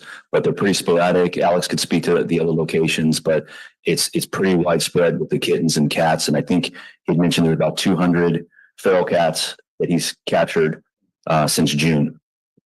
Okay, and are there exemptions for this ordinance? And if so, what is the criteria? Yes, I have those exemptions for the unaltered animal certification.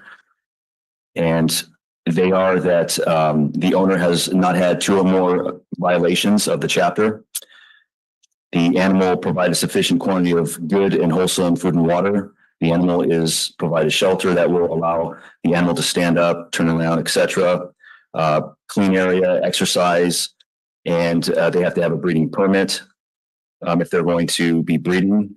And the exemptions also include if the animal, like a dog, for example, is for law enforcement purposes, if it's being bred for law enforcement purposes, if there's a health reason, somebody comes in and there's a health reason related to their dog and cat, that could be a potential reason, as well as if they're temporarily visiting Seaside, they're just here on vacation, we wouldn't obviously require those things.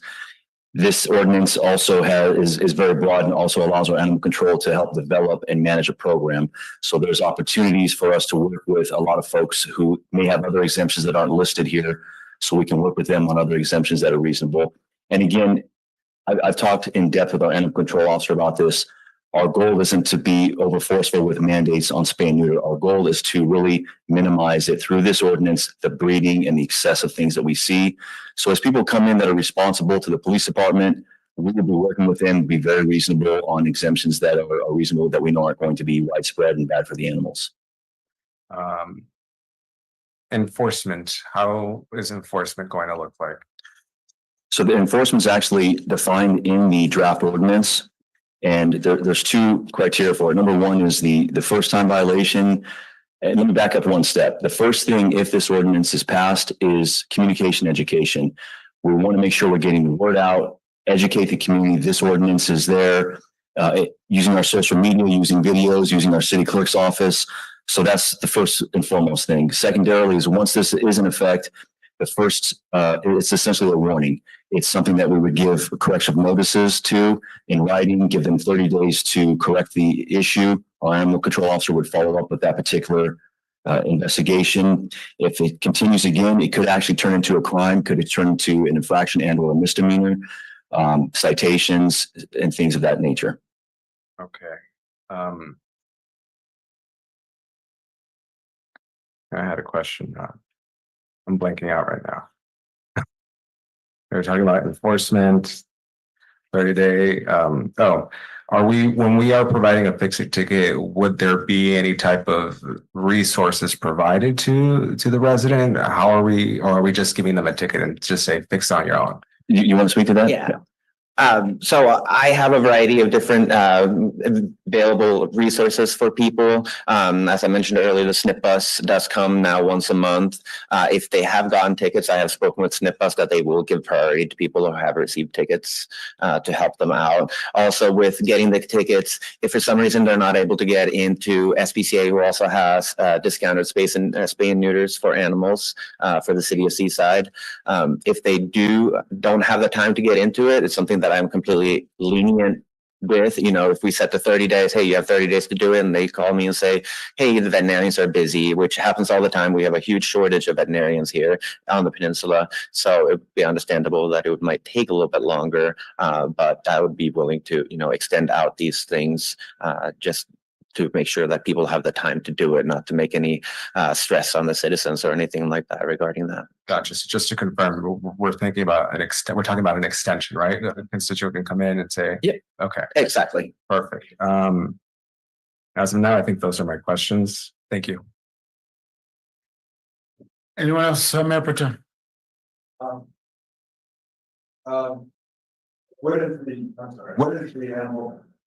What is the animal control officer going to do to ensure that this is successful, and would it include, as Chief mentioned, residential education for the program? Yeah. So just general education, like the chief said, using social media, but also trying to get, posters out and getting out to the different diverse communities here in Seaside to make sure that everyone gets to know about these ordinances and everything like that. This is what we're going to be doing to really get it all out there in terms of enforcement and being able to enforce it more. Using the statistics from the SPCA, they're sending all the lists of all the animals where I can say that have been turned into the Seaside. So they'll list all the animals there where I could go and to properties and stuff like that. Just do basically a knock and talk with people and get them to address that. And then, I kind of believe that the ordinance is only good as the enforcement.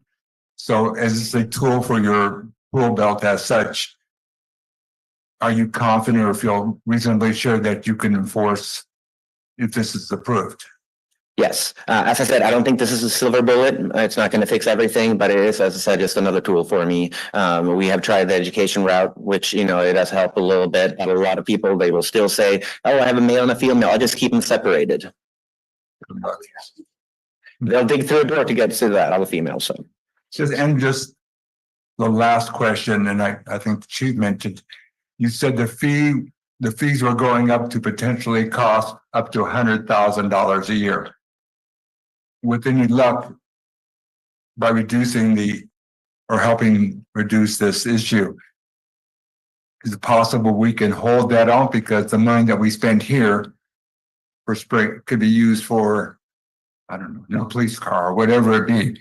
Because that's $100,000, a chunk of change as it impacts our budget. And if we can help be proactive, I think in the long term, it's going to benefit all our residents.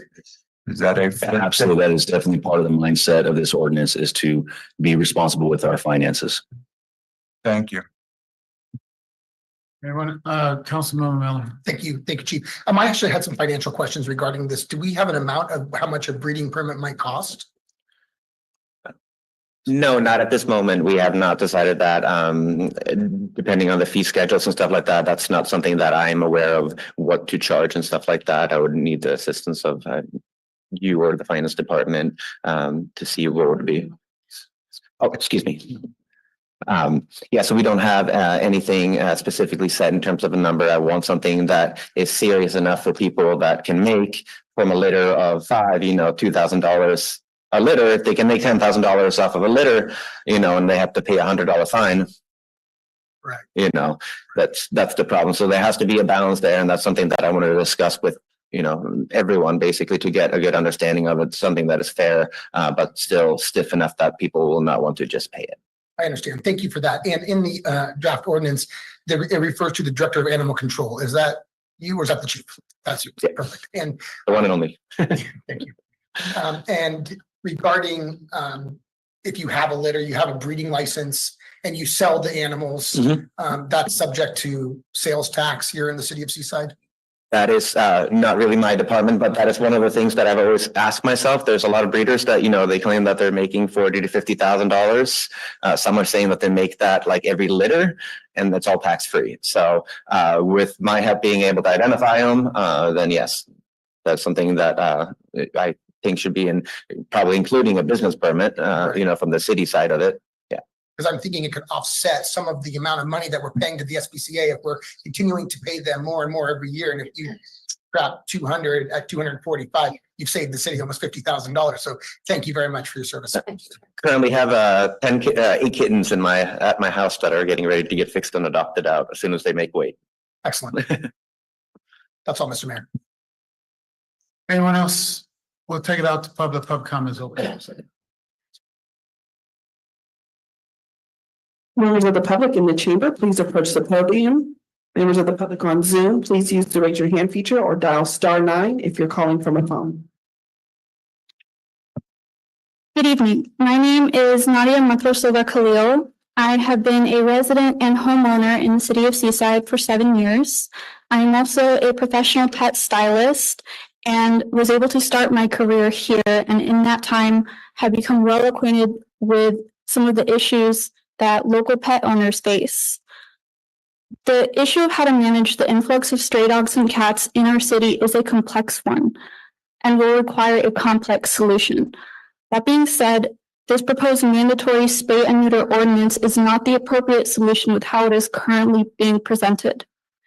There was a lack of consideration for how this current draft would impact residents with working service dogs or for performance dogs who participate in sports. Some questions that I have for our police department and city council is why exactly our animal control officer has not received enough support or has been able to potentially remove some of the animals who have been documented to be in neglected situations or been repeatedly bred for no other reason than profit. And I would also like to know why it is that this Seaside Police Department is being charged so much money from the SPCA instead of potentially funding a free spay and neuter program for our community and providing community outreach. Thank you.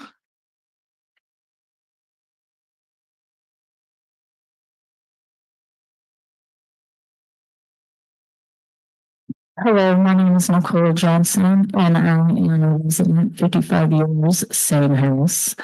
I am adjacent, actually, I am up near Meadowbrook. I'm actually connected to Meadowbrook on an acre of property where there's a hot spot.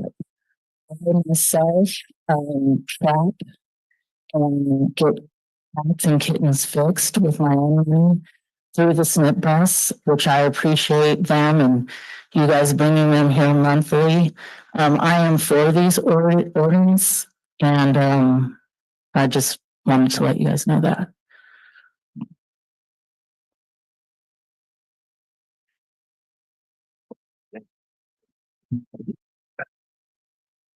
Mr. Mayor, City Council, City Attorney, and City Manager. I'll be Maxwell again. I'll be short and sweet because that's what I am. I fully support this ordinance. And I urge you all to support this too. Because SNP is great and it's just really a costly ordeal that these poor animals have to go through to go to the SPCA and then eventually get euthanized, but it's a very, very costly thing for the city, and we can save money by implementing this ordinance, so I'm fully supporting.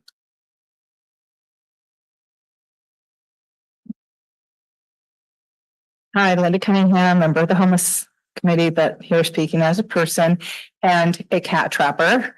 One of the local cat trappers working with Community Cat Allies. Unfortunately, that lady left. We could maybe help also with our animal control officer. Congratulations, 200 cats. That's a great number of cats. You're clearly a very good cat trapper. And I don't know if all those 200 cats, did Seaside pay to fix them and then we trapped and released? Did we release the ones that were too wild?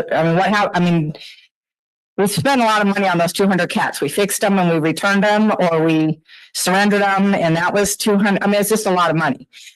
So clearly this is a problem. I'm wondering if behind Chili's people are dumping cats, or do we need to work a colony that's there to get the colony all cleared up? Maybe people just think there's food at Chili's and cats like Mexican, and maybe they do. I did, these people who are making $10,000, $20,000, $30,000. I like this idea. If you get a breeder's license, you got to get a business license, and we better be collecting some money on that. And it should not be free money for these people. It's an under a black market, and we all know what happens in black markets. It's not good for the animals. One of the things I was curious about, because clearly I'm a big supporter of, we need to get these animals fixed. Very grateful Seaside's paying, has stepped up every month for the SNP bus. I'm hoping we're filling every one of those slots. What more do we need? Do we need more SNP bus visits? I'm out there hanging my flyers, and I see the advertising that the Seaside's doing.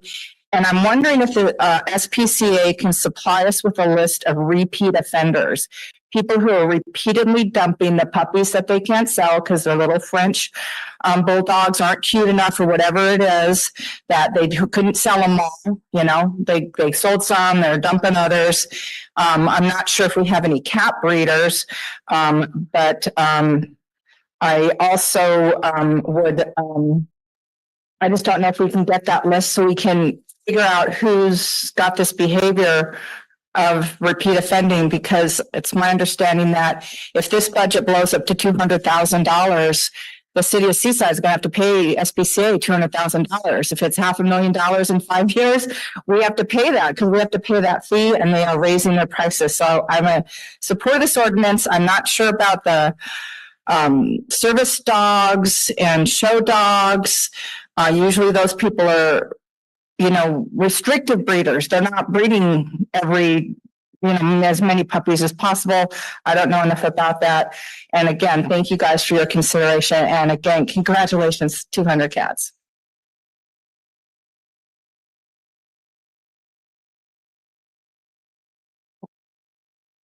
Hi again, my name is Lucy Aarons, longtime resident of Seaside. I'm a pet owner, and I've been involved with animal rescue for many, many years. I have fostered animals to adopt. I've been an adoption guide at shelters. I have done tons of trap, neuter, spay for feral cats, and I even triaged animals that were flown into California from Hurricane Katrina. I want to thank you for supporting the SNP bus spay neuter clinic. And I want to commend our animal control officer, Alex Jelgren. He is an asset to the residents and animals of our city. I appreciate his positive attitude and diplomatic approach to resolving difficult situations, and also Chief Borges for supporting Alex. I'm here to ask that you vote to approve an amendment requiring citizens to spay neuter their animals or obtain permits if they plan to breed them. Spay neuter is the best option for preventing unwanted animals from entering the shelter system, where they are often euthanized due to pet overpopulation. Unaltered animals are more likely to be aggressive and fight, spray, wander, and spread disease. Spay neuter can also help to reduce high costs to the city for processing unwanted animals. Please support the amendment for the well-being of citizens and the animals. Thank you very much.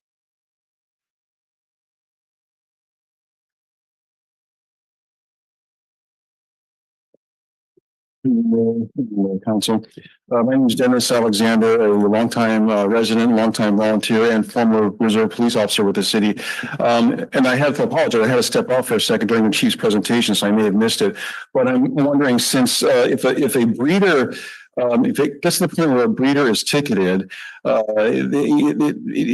just like any traffic ticket, if someone wants to fight it, they could bring it to court, and it goes to traffic court. And especially if the police officer doesn't show because police officers are busy, the matter is dropped. And I want to know, if it gets to that point, where does the process stand? I may have missed that, so I'd like to hear that again if it wasn't mentioned. If it wasn't, I'd like to find out. Thank you.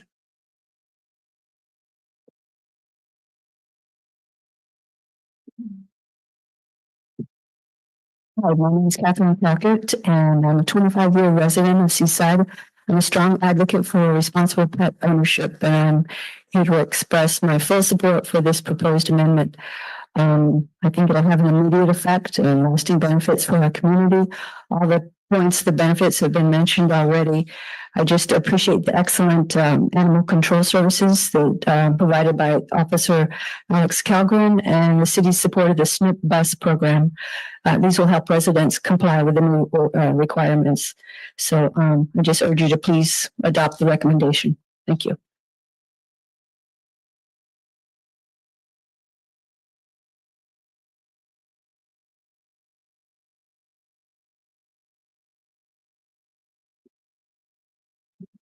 My name is Dr. Nadine Ragstad. I'm one of the veterinarians on SNP, and I'm coming to Seaside each month.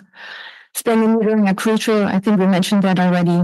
And while we see and appreciate many responsible Seaside pet owners bringing the animals to us to be fixed, we still need government help. We need this additional tool.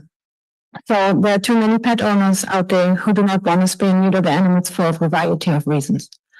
While some people are worried about the animals having to undergo surgery, spaying and neutering is one of the most common surgeries in veterinary medicine, and the complication rate on SNP is less than 1%, with most of these complications being minor. So others think that it's not necessary to neuter a male animal because it won't have babies. So while this is true, I'd like to remind that even though males aren't able to get pregnant, they can father numerous litters each year. So, and some do not want to fix their pets for religious or cultural beliefs, yet both cultures as well as religious convictions are based on transferring guidelines intended for human beings onto their pets.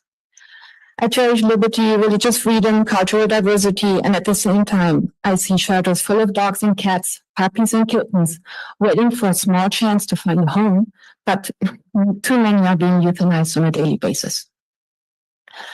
We are better than that, and we have to do better than that. And it's my belief that the ordinance before you is a necessary tool to improve the situation and help the community. Thank you.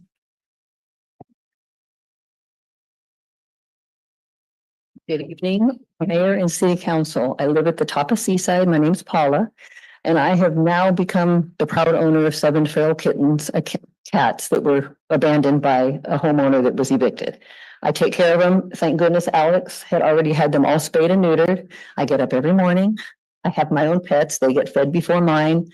It's just, I am asking that you please approve this and vote yes, because it's horrible. I hate seeing these things. And when it's raining out, I mean, I've spent my own money. I have a little elderly neighbor who's let me feed them. I've moved them from the abandoned house because the owner didn't want me to feed them there anymore. And that was fine. But I worry about them all the time when it's starting to rain. And I just would love for this to go through so we don't have to deal with this all the time. But now they're mine. Thank you.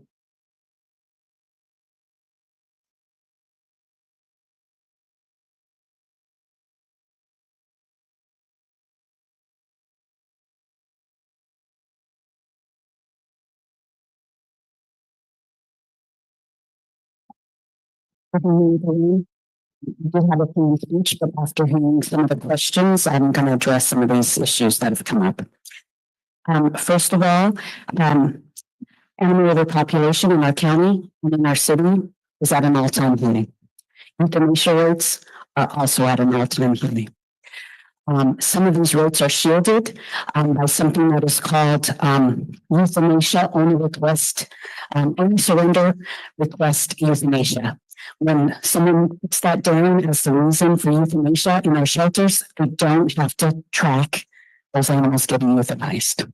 So that's the number one way that euthanasia can be shielded. So when we're talking about this ordinance, let's look at it as a 3-pronged approach, where the plan is to educate the community, also to educate the children in the schools with leave behinds so that they can take those home to their parents so that they learn that there's a new ordinance.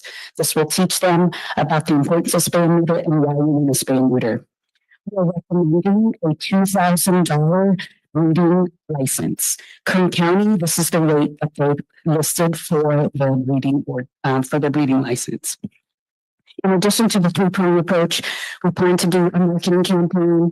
We have SPCA, we have Animal Friends Rescue Project, and we have SNP. The goal of the ordinance is not to be punitive, The goal is to educate people about the importance of spaying and neutering. The fees for the SPCA were $155 an animal. Then they went up to $184 an animal. Now it's $245 an animal. Our ACO has trapped 200 cats. There's not one ACO in our county that traps feral cats. Alex is the only one that traps cats. If 50% of those cats have kittens, and let me tell you, these cats can have babies at 4 months age.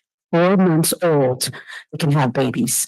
And we're talking about litters from anywhere from 4 to 8 animals, right? And if 50% of those have babies and 50% of those have babies, this is where your 57,000 cats and kittens numbers comes from, because they just keep going if we don't spay and neuter. In addition to that, there's a breakdown on the SPCA report that demonstrates where we have the hot spots, so to speak. So we're asking you to vote yes for this ordinance so that cats don't have to die on the streets. People are using ways to eradicate animals. They're poisoning them, they're shooting them, they're letting them down. People who have puppies are dumping them at the SPCA if they aren't sold. And that costs the city money. And so our intake is down over 100 animals per year. The fees have gone up and we're paying more money. So please vote yes on the ordinance. Thank you.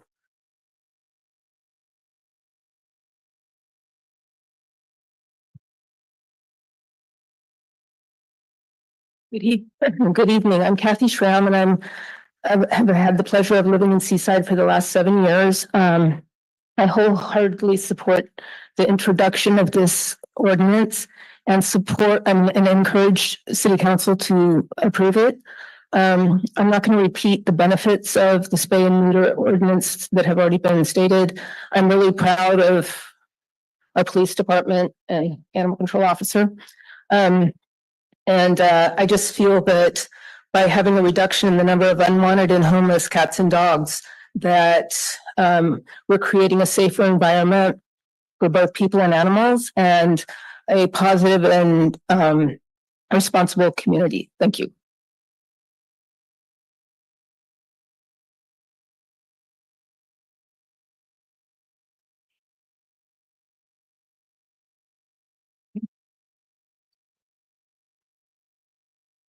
Good afternoon, good evening, Mayor, City Council, City Attorney, City Manager. My name is Joe Cupich. I'm a resident in the city of Seaside.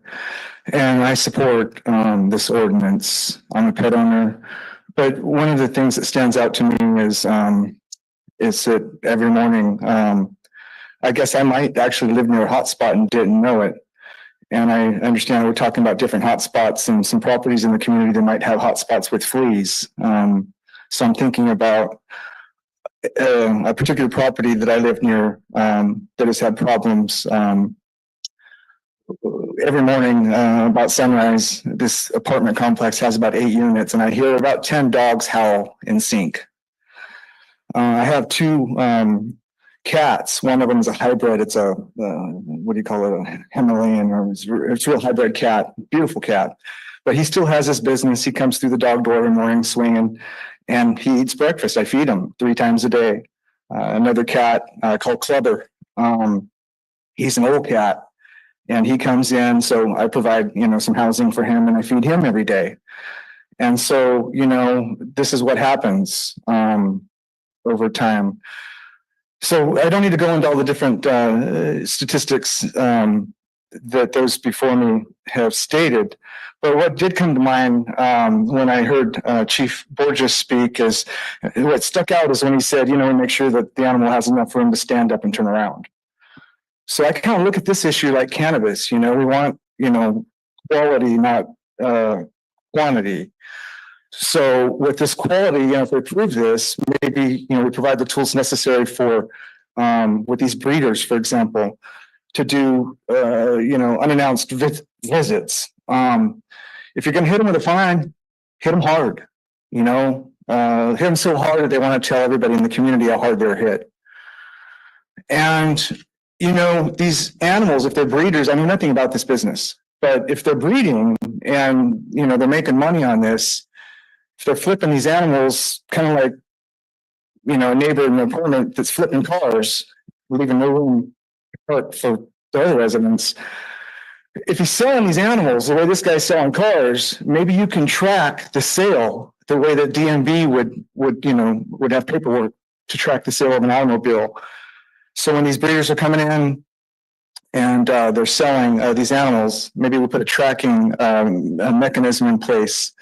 And then with the follow-up, the unannounced follow-ups, we have an idea with these, with these breeders, how many they're actually breeding per year, and track these animals where they go, and try and implement paperwork with these animals. Again, not an expert, not astute on the subject. Thank you for your time.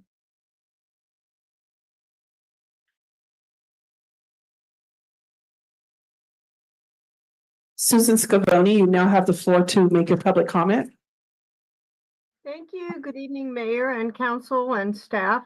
I want to support this ordinance very much. So we really have a problem with stray cats, unfixed cats, feral cats, and also fixing dogs that can be aggressive.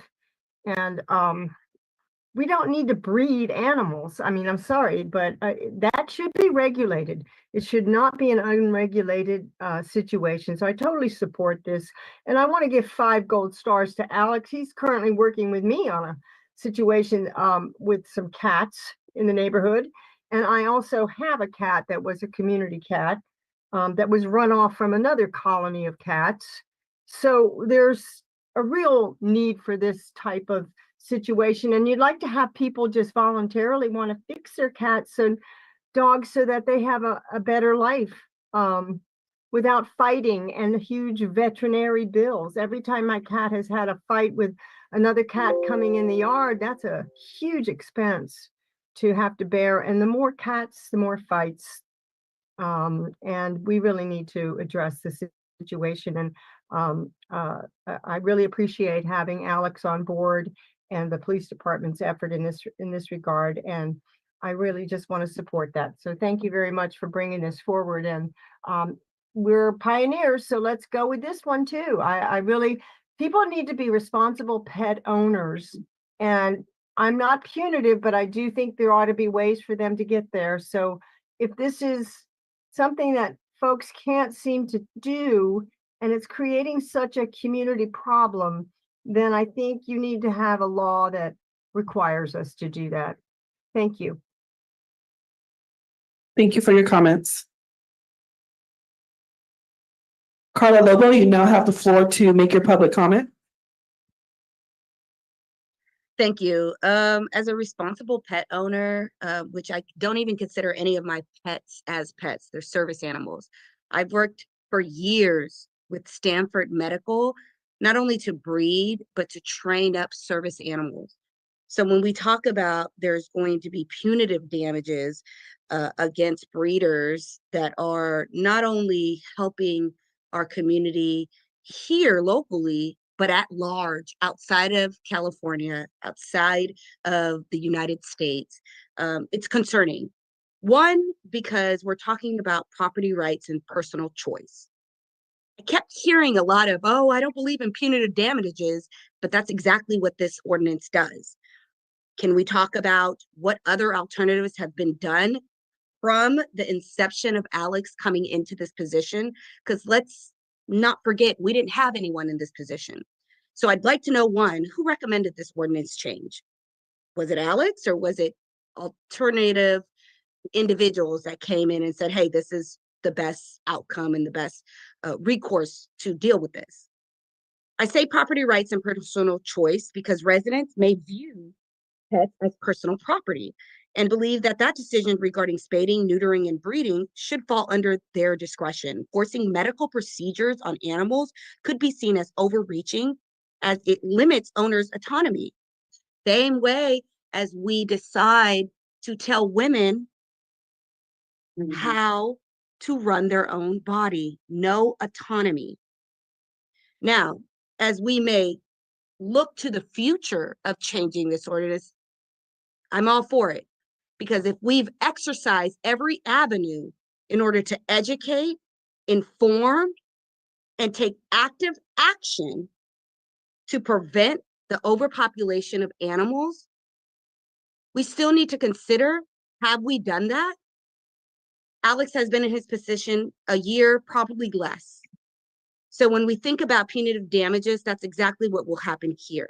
Spading, neutering, and obtaining permits or certificates could impose financial strains, particularly on low-income families that are unaware of what the current ordinance is and avenues to address the current problem. Again, have we explored other avenues? We've had this position and someone in this position for only a year, give or take. So as much as we want to resolve a situation that could expand to larger issues, continue to say we don't want punitive damages, but that's exactly what we're doing right here. This is something that should be explored larger, and other avenues of that can come to the forefront. And I ask that you take in consideration those that are breeding these animals so that they can give the opportunity to those in need medically so that they can obtain their service animals. I give the rest of my time. Thank you. Thank you for your comments. Mary C., you now have the floor to make your public comment. My name is Mary Callaghy, and I've been a homeowner of Seaside for 25 years.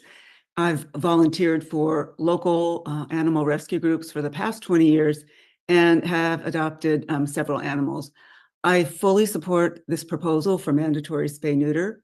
As Chief Borges and Alex mentioned, euthanasia of dogs and cats is at an all-time high, and dog and cat overpopulation is at a crisis level, not only in our county, but nationwide.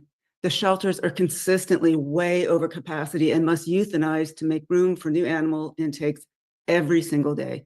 Rescue groups in our area and beyond are full. We cannot adopt, foster, or rescue our way out of this serious problem. The best solution is spay-neuter. I want to thank the Seaside City Council and Police Department for consistently seeking solutions to problems, not just this one, but I've observed other problems, which include community outreach, education, and access to resources. The city makes low-cost spay-neuter available through SNP bus clinics and should be commended for this. However, there's a very limited space at these clinics. I often speak to unhoused people with their animals and give them food and treats and so forth. And one man told me about a very kind interaction he had with Alex, our ACO, where he was treated with compassion and given information about a SNP clinic in Seaside. However, when he contacted SNP, the clinic was already full. So if we implement the mandatory spay-neuter program, the cost savings to our city from taking abandoned, abused, and neglected animals to SPCA per our contract would allow for more education, outreach, and funding of more low-cost spay-neuter clinics. Many years ago, only animals with serious health issues or behavior issues or elderly were euthanized. And now, tragically, young, healthy animals are being killed every day through no fault of their own. Our community must be the moral compass for these wonderful animals who are at our mercy. We are the voices for the voiceless and the choiceless. Please approve this proposal. Thank you. Thank you for your comments. The caller labeled as Samsung, you now have the floor to make your public comment.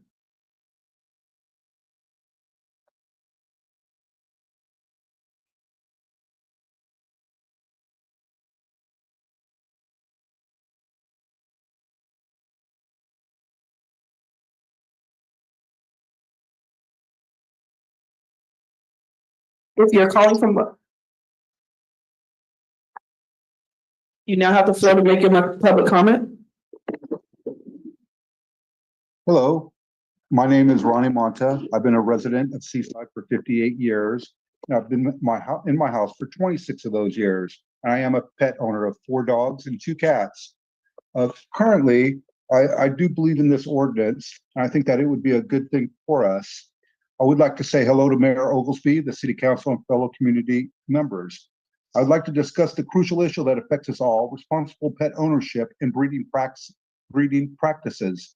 As we gather here, I propose that we establish and enforce a comprehensive breeding ordinance to ensure the welfare of animals and the well-being of our community. Firstly, let's acknowledge the importance of pets in our lives. They bring us joy, companionship, and love. However, irresponsible breeding practices have led to overpopulation, neglect, and cruelty. It's our responsibility to address this issue. Key components of effective breeding ordinance are: number one, licensing and registration, requiring breeders to obtain license and register their animals. Number two, health standards, mandate regular veterinary checkups and health certificates. Number three, space and living conditions, establish a minimum requirement for animal care and living spaces. Limitations on breeding, restricting the number of litters per animal per household. Spay and neuter requirements, encourage responsible population control. Number three, enforce penalties and regular inspections and consequences for noncompliance. These measures will reduce pet overpopulation and shelter intake, prevent animal cruelty and neglect, promote responsible pet ownership, protect public health and safety, support reputable breeders. Let's work together to create a humane and sustainable environment for our animals in our community. I urge you to support this initiative and ensure our community takes a stance against irresponsible breeding practices. Thank you for your time. Thank you for your comments.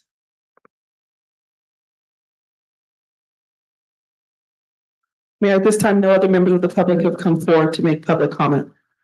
Thank you so much. Public comment is closed. Bringing it back to the dais.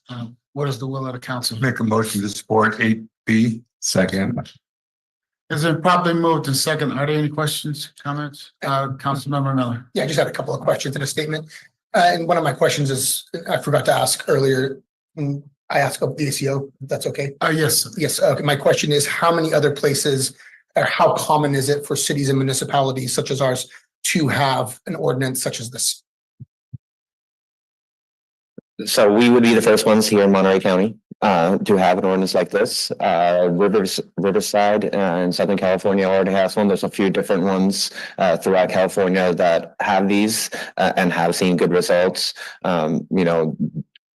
have had different, problems implementing them and stuff like that. But they have actually seen results that are good for this.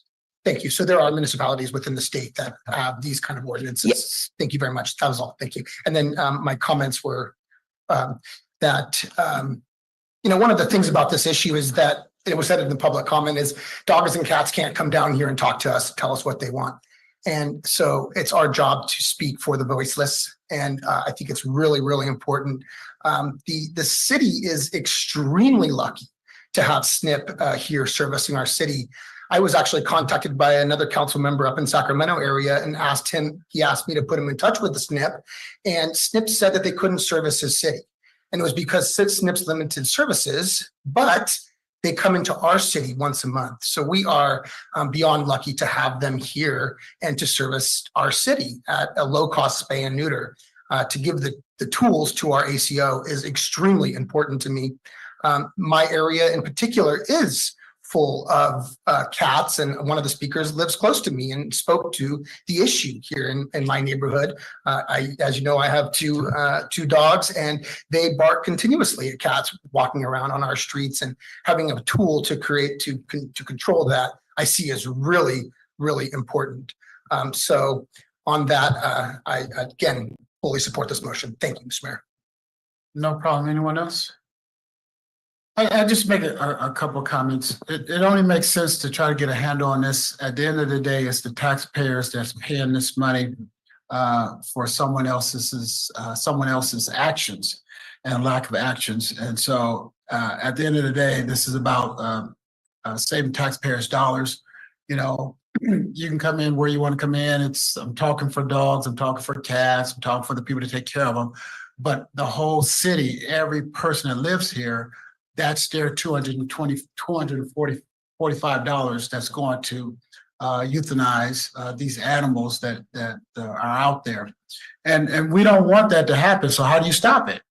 spay neuter, right? I mean, that's the simple answer. It's not rocket science. But really what I appreciate is those that individuals that are taking care of these unwanted dogs and cats and taking out their own pocket to take care of them. That's really, I'm not that strong to do that. We have a dog, but to love animals, I love animals. Let me not say that, right? But I'm just saying the people that do that, they're doing something internal, but they're doing us a service as a community, right? And sometimes it falls to people that have that compassion. So my thing is that how do we take pressure off of them so they continue to do what they love to do, which is take care of their own animals and the extra animals. But it is too many out there, and these people that are either breeding these animals and or just allowing it to happen, the public should not bear that brunt to the cost that they are now. So I'm in support of this. Is this a ordinance? So it'll be this is the first reading and it'll be a roll call vote. Council and Agency Member Miller. Aye. Council and Agency Member Burks. Aye. Council and Agency Member Garcia Arizola. Aye. Mayor Pro Tem and Vice Chair Pacheco. Yes. Yes. Mayor and Chair Oglesby. Aye.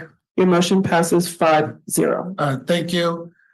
This is the time to probably take a break. And so we will take a recess for a few minutes.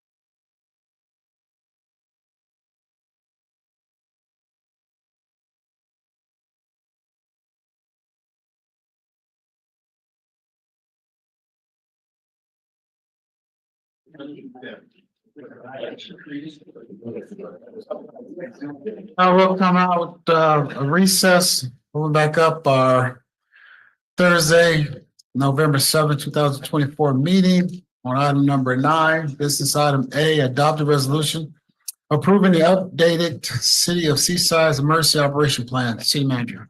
Thank you, Mayor. Our fire chief has a presentation.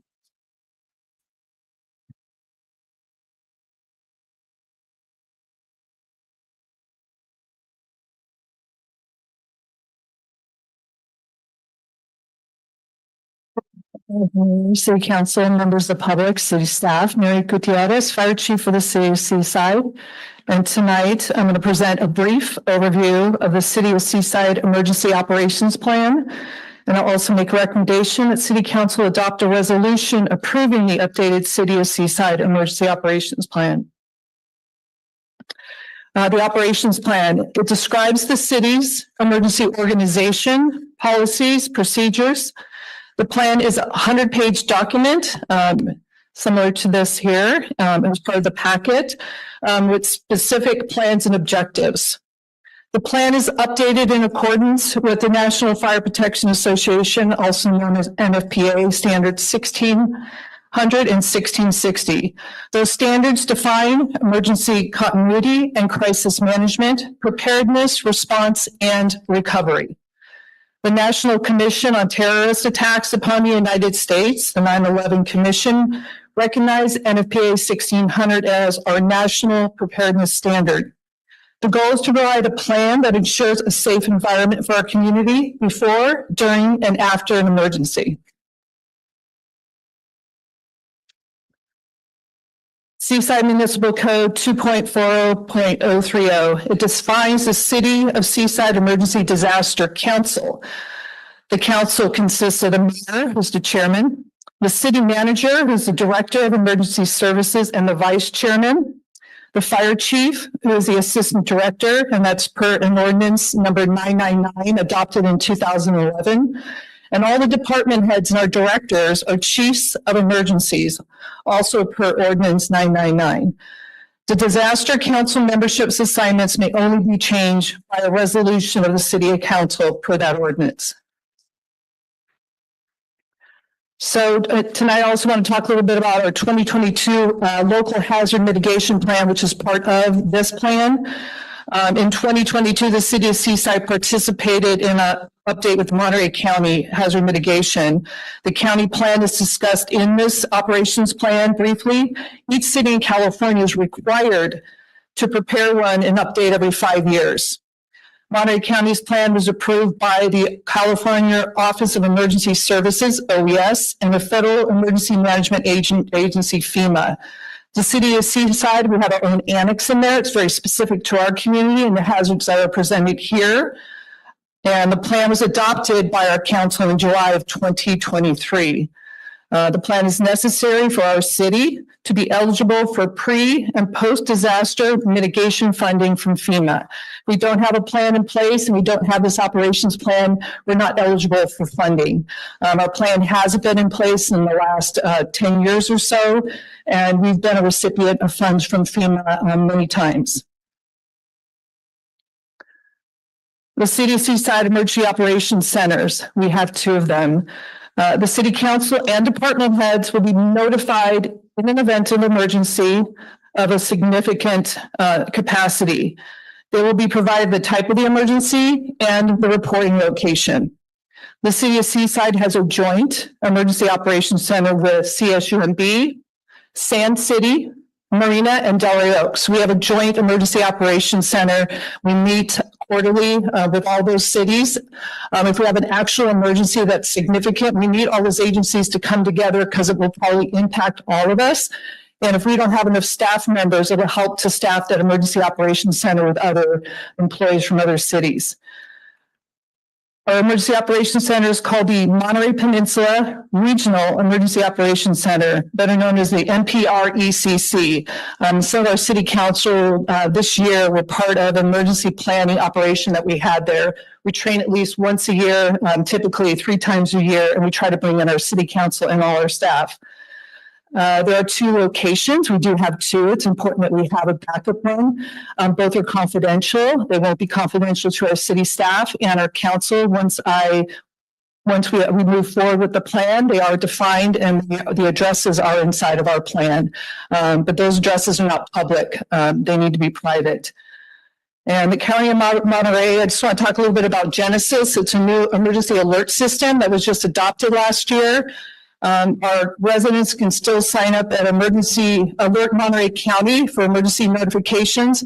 But our city staff, specifically the fire department, is recently trained on how to send out notifications to our city staff and to our community should we have an emergency. So I do monthly training with my staff so we know how to send out notifications to all our key personnel.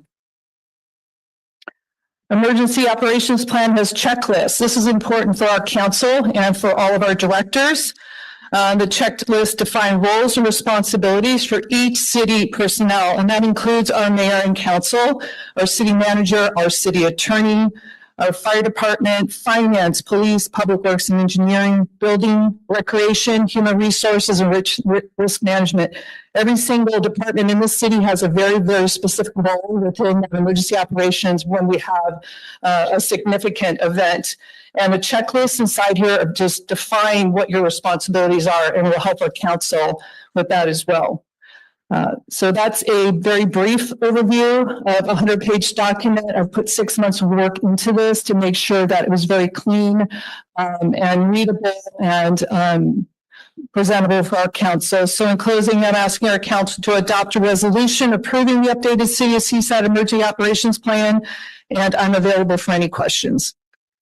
Thank you so much, Chief. Any questions? Let's take it out to the public. Public comments open. Members of the public in the chamber, please approach the podium. Members of the public on Zoom, please use the raise your hand feature or dial *9 if you're calling from a phone.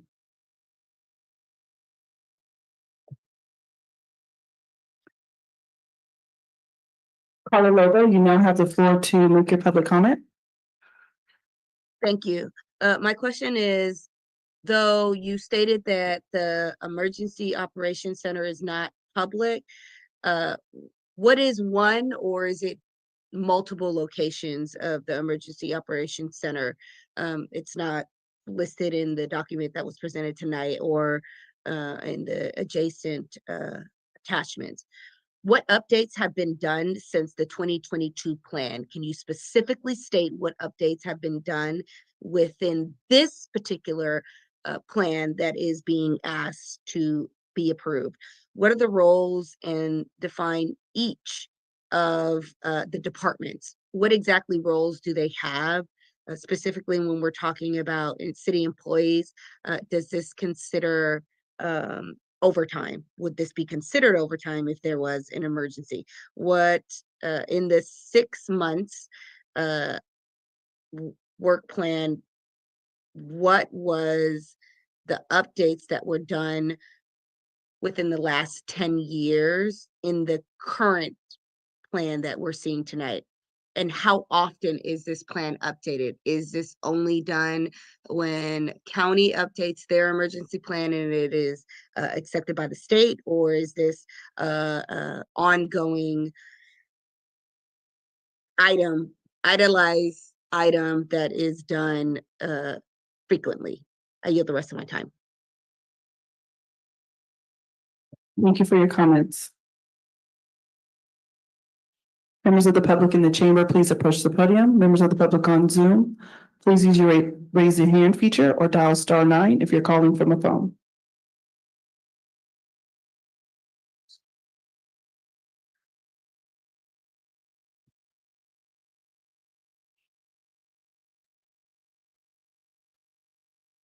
And no other members of the public have come forward to make public comment on this item. Thank you so much. Public comments closed. City Manager, are there any questions, issues, or concerns you can speak to? I just heard. I believe so, Mayor. To answer one of the questions, the local hazard mitigation plan is updated every 5 years, and then after that happens, cities typically revise their emergency operations plan. The operations plan, the idea that we could spend time going over, a red line version of this, is not really, practical.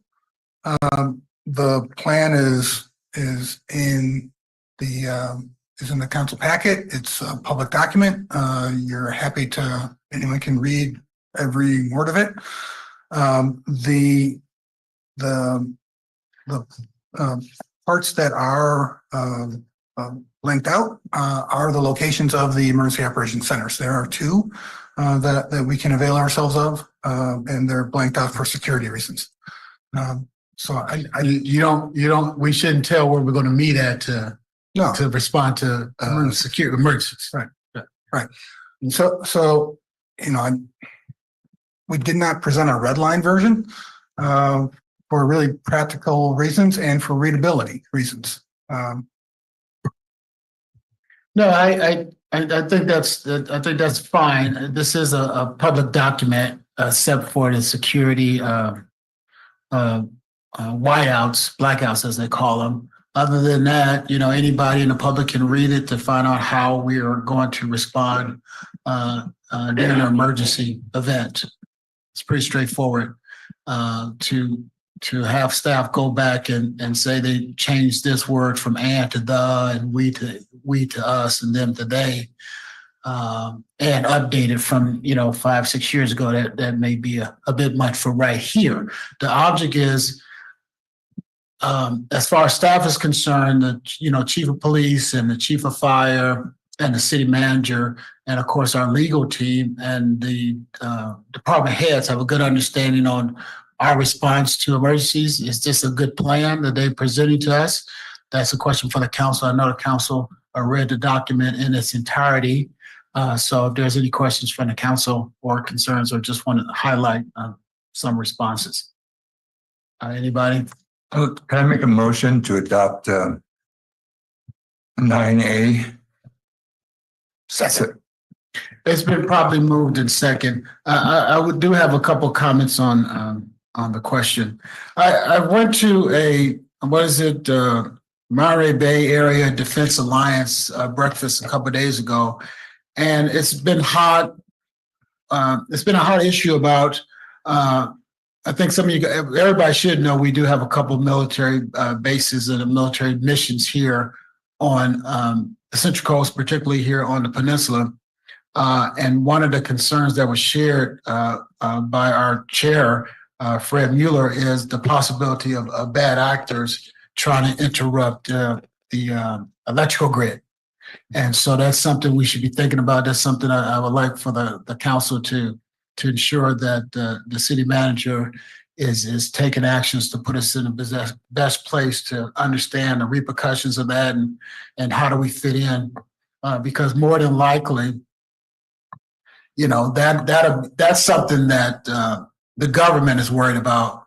And that's something that may hit us before a tsunami hits us. That may be something that hits us before a wildfire hits us. And the object is, what is the city's response for those 72 hours, 80 hours when the state tells you they're not coming? They're not coming for 4 days because they got to get their stuff together. So the county is not going to come. So the Seaside has to stand on its own for those 3 days, 4 days. So that is something I would like for the council to get their head around. And this ordinance is the basis of that, but particularly, how do we understand our part if, the power grid is interrupted? And that's really a discussion we need to have the city manager have with Mr. Fred Mueller and his group. Mr. Mueller is working on it statewide, right? But we're lucky that he does have a relationship with the Monterey Peninsula. We'll talk more about that later, but I wanted to put a point in that. So all those in favor, use the direct sign of voting, which is aye. Aye. Nays have the same right. Abstentions. Was that a ordinance? Resolution, okay. All right, abstentions, none. Ayes have it, motion pass unanimously. 9B, update on water allocation for accessory dwelling units. Am I reading that right? I know that's what's written down, but. All right, Mr. City Manager. Thank you, Mayor. Councilmember asked for an update on ADU water allocation, and staff has a fairly brief presentation on the topic. Mayor, City Council. There we go.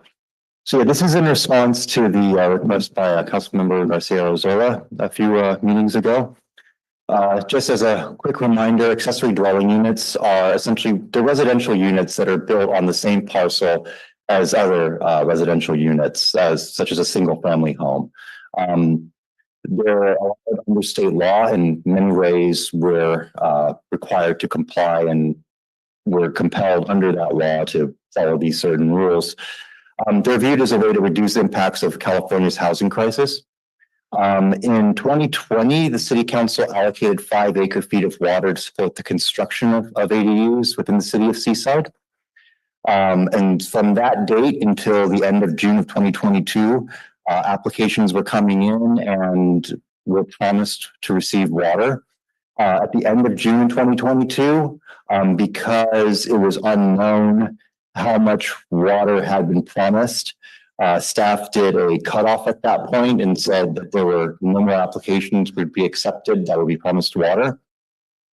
In October of 2022, we did some number crunching and found out that looking at what they were requesting, we had essentially promised about 4.877 acre feet of water. So we'd come pretty close.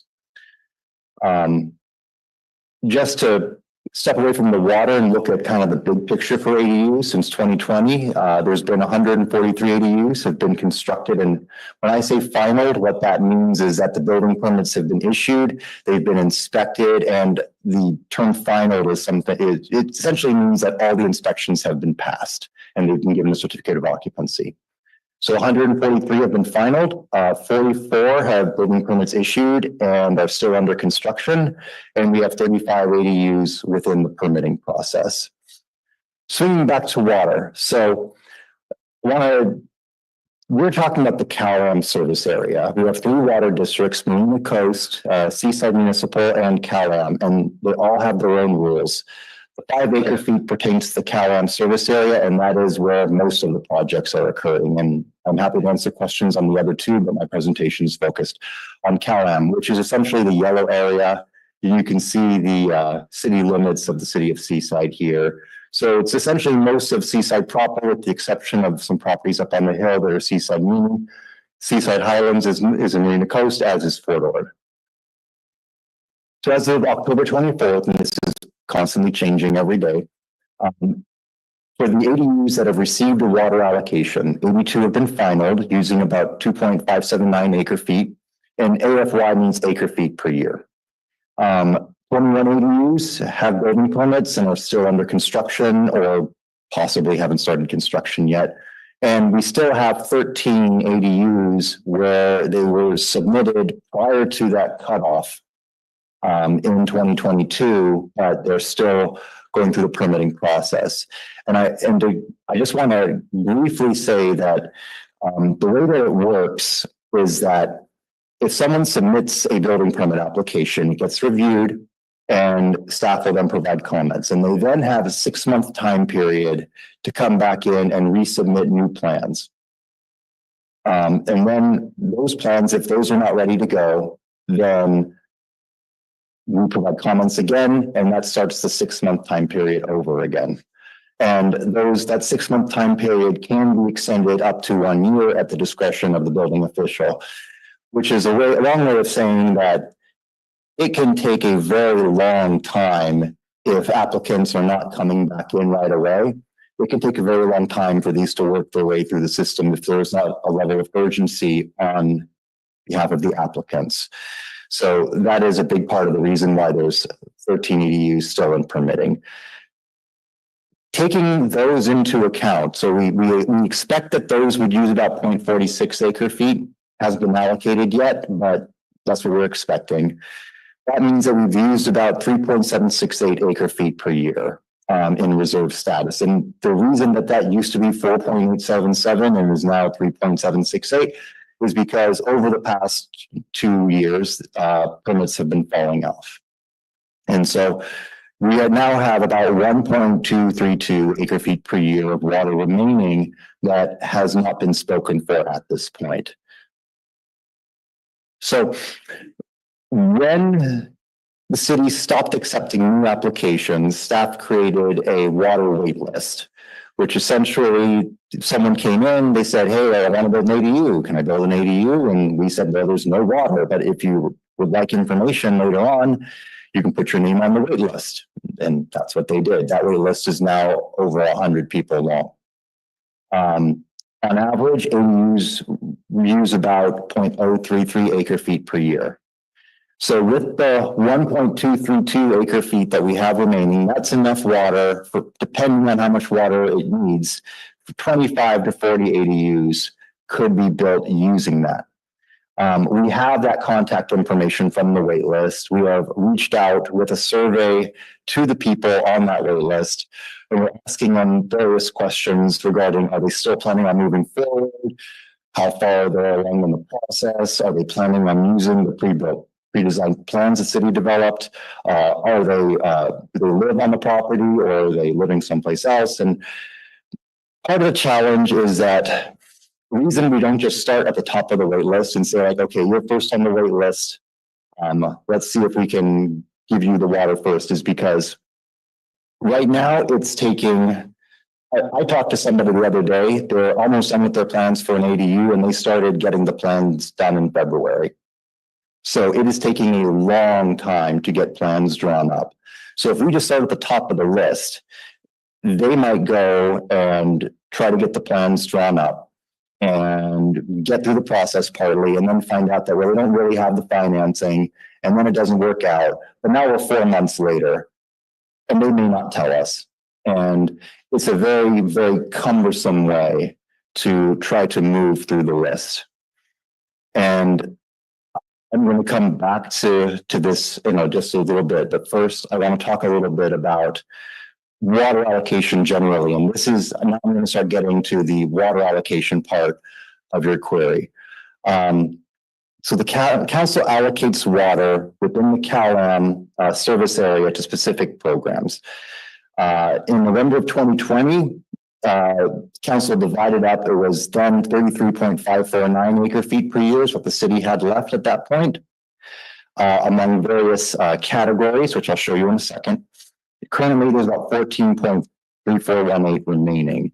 And this is what it looked like. These are the categories that the council created in 2020, rough locations of where those projects are located, how much water was allocated in 2020, and how much of that water is essentially still available. So, you can see that the Ascent project at 11.746 acre feet, that's now at 0. Auto Center still has water available. You can kind of read the rest. The only one that's kind of interesting is in May 2023, the Water District approached us and basically told us that they had mistakenly credited our account for houses that were in the Seaside Municipal Water Service Area. And so they refunded 0.469 acre feet of water. So, and the totals don't add up because the public credit is not included in these totals because it's a little bit different. The reason it went down is because a little bit of water was used for the portable that was put in just a little bit ago. So where I'm going with all this is that if the city were to allocate additional water right now for ADUs, it would have to come out of one of these categories. Now, something that's coming up, that it just happens to be coming up right now, and this is, I believe, scheduled to come before the council at its next meeting, is the Monterey Peninsula Water Management District is looking at providing additional water related to its Pure Water Monterey project to the jurisdictions in the area. So that is expected to occur in early 2025. So if that happens, there would be water available that could be allocated to ADUs if desired by the council without the need to take that water from another category.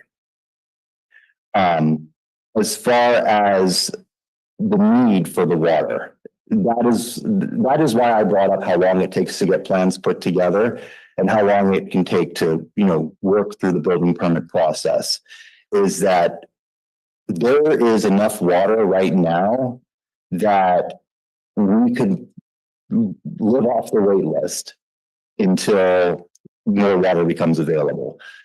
We wouldn't be able to use the 1.2 acre feet per year right now that we have within the next 4 months if we tried.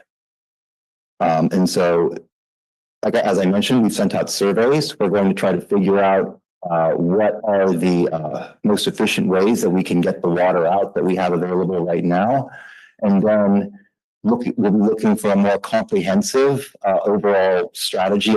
We're going to have to have a larger conversation as far as how the city wants to allocate and utilize any additional water that might be coming from the water district.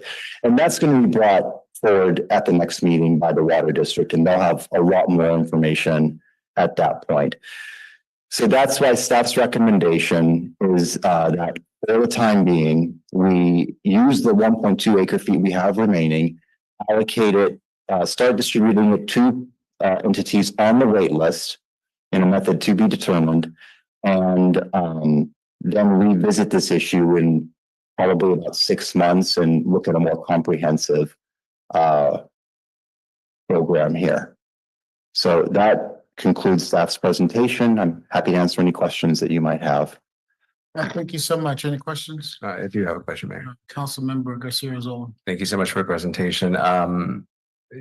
When it comes to the surveys, what has the response rate been? So we just got those out today. Oh, So should have started with that one. Sorry. Yeah, no worries. What is the current wait list looking like? It's about 100 entities long. And how many of those would potentially be shovel ready? None of them. None of them. Yeah, I shouldn't say that. I've spoken to one entity that says that they've almost got plans drawn up and they're chomping at the bit looking for water. But I would expect the vast majority of them have not spent the money to get plans drawn up in the chance that water became available in the future. Okay, and just to confirm, the 1.232 of water that we have would approximately account for 25 to 40 units? Yeah, depending on how many, because some units will use very little and some will use the full 0.068 acre feet per year. That is allowed. So it's hard to get on average, it's 0.033, but it can vary. Definitely. Thank you for that. How long is it? Are we going to wait for the survey to come back? They have until December 15th. Until December 15th. Okay. Thank you for this. I think it's good information, and good to know that we're coinciding with some times of potential allocation of more water. So, thank you for that. Anyone else? Yeah, I'll just, my comments, I'm kind of concerned with the, when we're talking about some of these ADUs are on properties where the owner's not there. So now we're talking about investment properties and how do we get people to actually live in their homes that's trying to get ADU, just trying to get all these ADUs water. That's difficult for me to try to get my head around about just giving all the little water that we have, which is okay, but then somehow as soon as the district give us more water, then the gates just open. So that's just my concern. So there's no question there. Thank you so much. Public comment is open. Members of the public in the chamber, please approach the podium. Members of the public on Zoom, please use the raise your hand feature or dial *9 if you're calling from a phone. Peter Kaiser, Seaside citizen. I'd like to commend you for this idea of having the water units be going to the ADUs. There are a number of people who would like those kind of things, or granny units, or they have other family members that could be using this. And this will hopefully help the homeless situation if it's pretty reasonable. And I don't know, I didn't hear him say what the average costs were these, but it's a lot less than some of the houses around our place. They're selling for $1.2 million. And they used to be selling for $770,000 just a few years ago. So these ADUs, I'm glad that this is an option. And so please give them enough water so that they can proceed on that. And by the way, I was at another meeting and I was unable to be present for the 8A. So I did want to say thank you for reducing the number of permitted marijuana shops from 9 to 3. That is a wonderful progress, even go below that. And also I would like a modified change on that. I wasn't able to be here, but I think they should have years ago, it was 2% was the THC strength. Now it's 30% according to one of the shops. That's way too strong. We should have a limit of maybe 4% THC selling in those shops, because even in alcohol, you can't buy 200 proof alcohol in a liquor store. They have limits. So we don't want people getting super addicted on these marijuana plants if it's 30% THC versus 2%, 20 years ago. So I would like that added to that. Thank you for your kindness.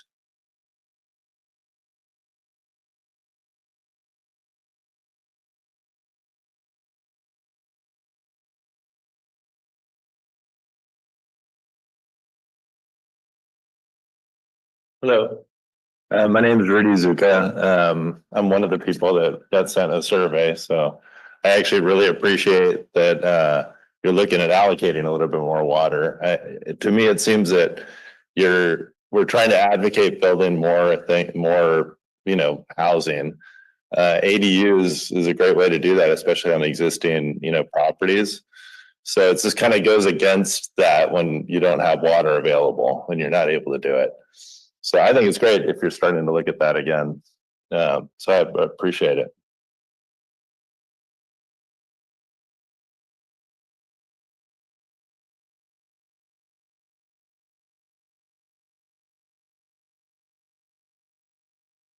Hello, you now have the floor to make your public comment.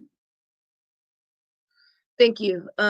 So over 15, 20 years ago, the THC percentage wasn't 2, it was between 5 and 7. Now we are looking at 30%. So I just wanted to clarify that.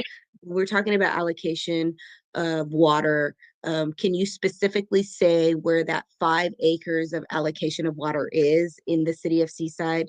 Meaning the neighborhood, the area, the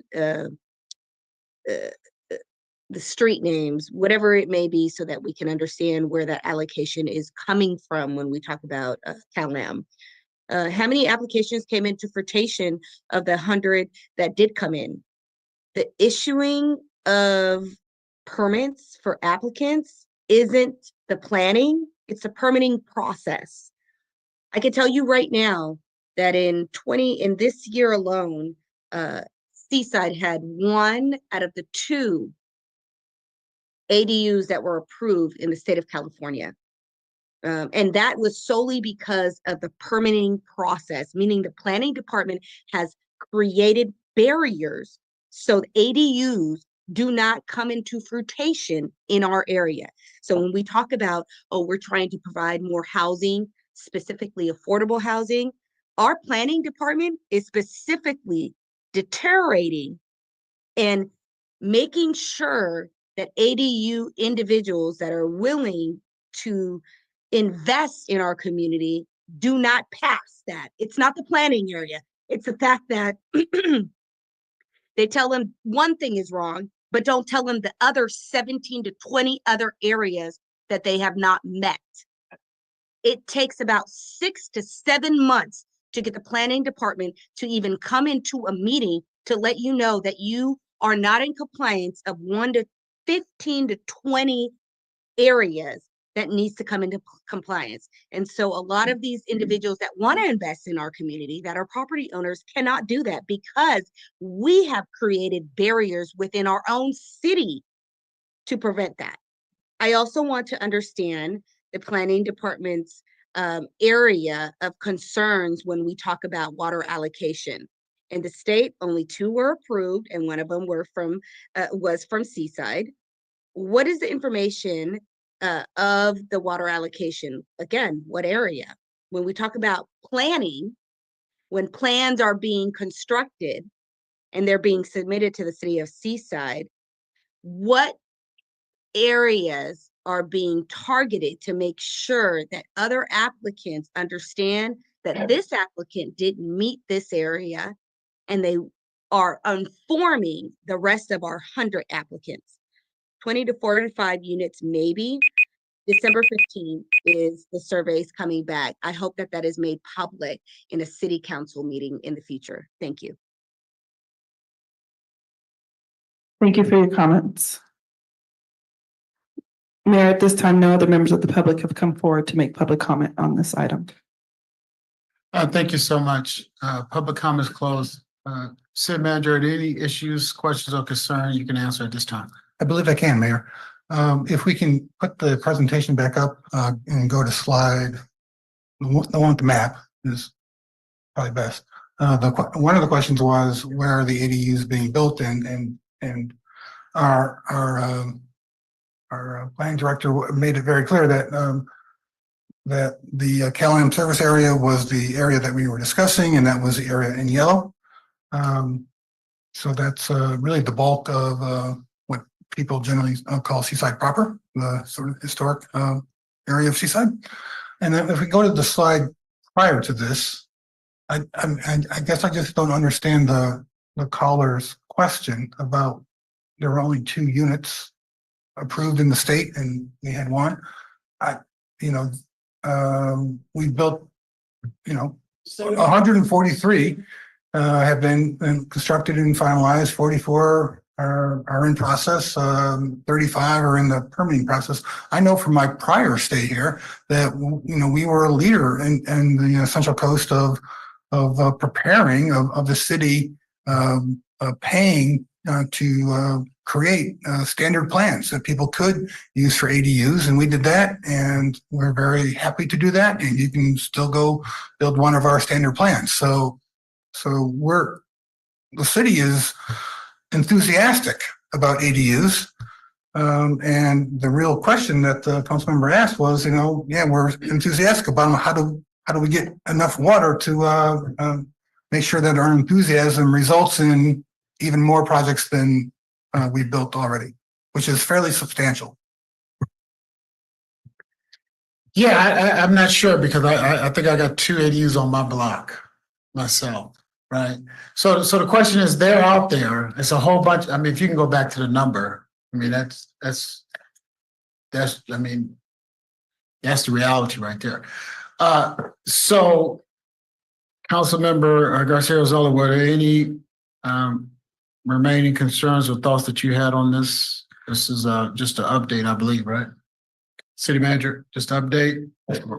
In response to Councilmember's question. Thank you. I think this is great information. It allows us to see where the need is in our community and how we may be able to mitigate this. I do appreciate the survey that did go out, and I hope we're able to, once that survey ends, get a report as to what the feel is, what it's looking like out there, and how we can help mitigate these issues or what changes we'll need to take. Anyone else?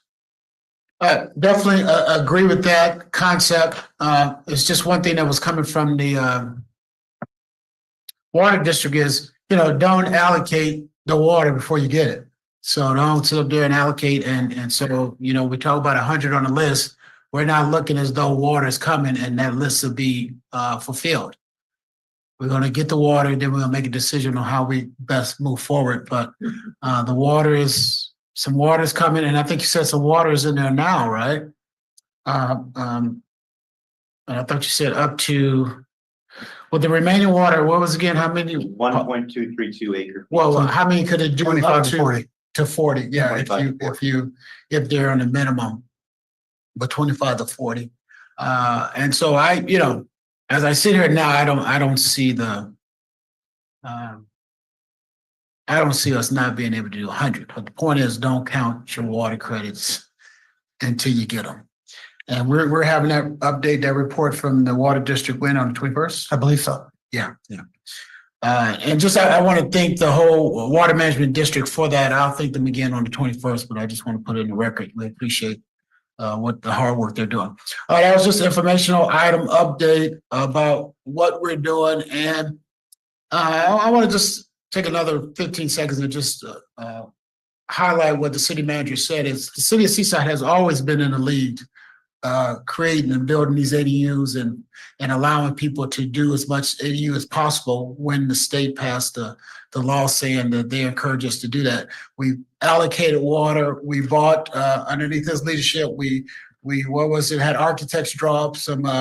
We have pre-made plans. You can come in and go build one tomorrow. Yeah, pre-made plans and with water and there's some stipulations with those plans. But the point is, we were in the forefront of that 4 or 5 years ago when the state passed a law encouraging us to do that. So when someone says, it's only been 2 and 1 is in Seaside, I can imagine that 1 is in Seaside because we've been off and running. The numbers may not be right, but my point is we have been in the forefront of supporting ADUs. And sometimes we need to realize that we're encouraging ADUs, the state is encouraging ADUs, but if you're living next door to one of them, that may not be the best thing for you and your family. So it's not just rah, rah, rah ADUs. Sometimes it's an impact on the community, especially if they bring vehicles with them. So I just want to acknowledge there's 2 sides to that story.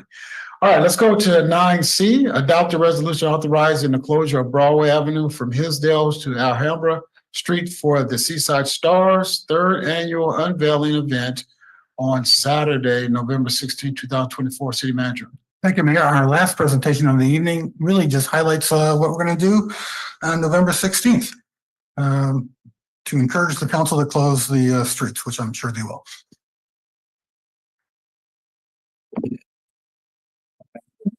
As the city council, I'm the recreation director, and as the city manager said, we're here to discuss closing the Broadway Avenue between Alhambra and Hillsdale for a 3rd annual unveiling event for the Seaside Stars program. Where's Broadway Avenue at? Broadway Avenue is downtown Seaside, Obama Way. Boulevard.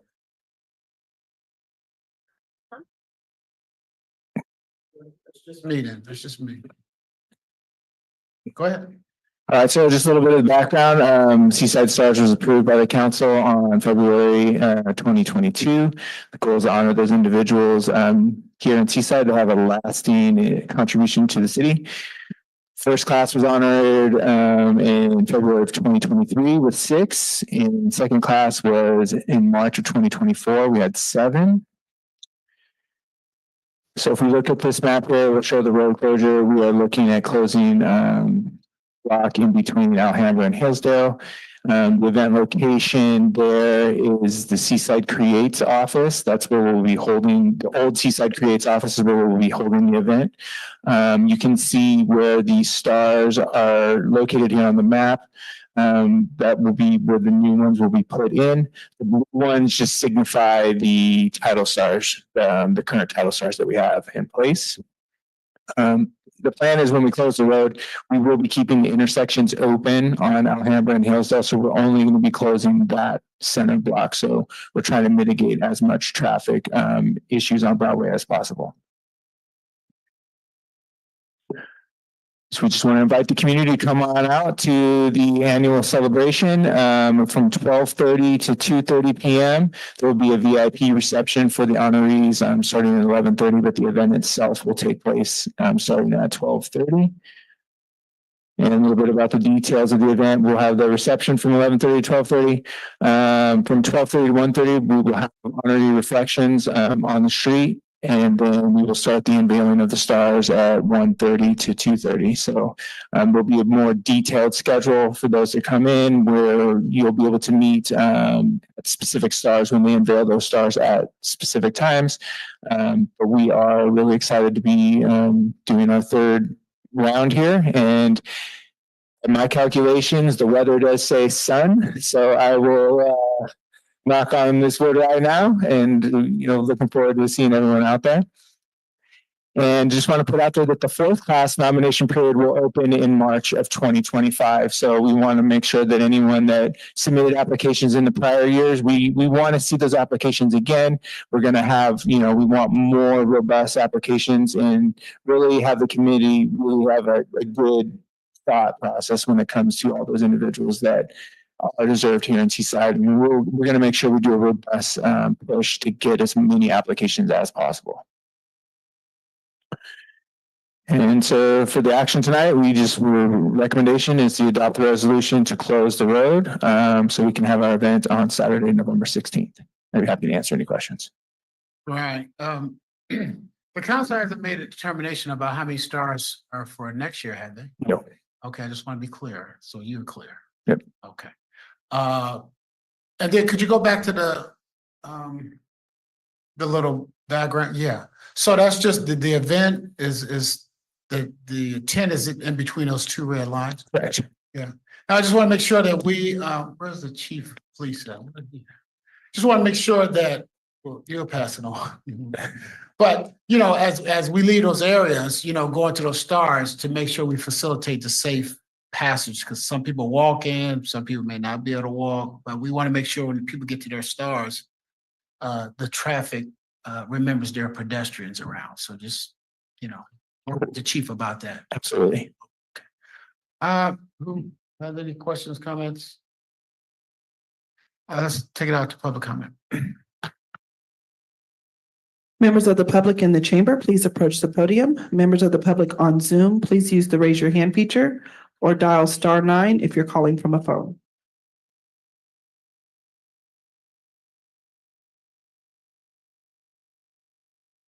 Carla Lobo, you now have the floor to make your public comment. Thank you. This has become a tradition and it will continue to be a tradition. I'd like the council to consider the obligation of what it takes to earn a star.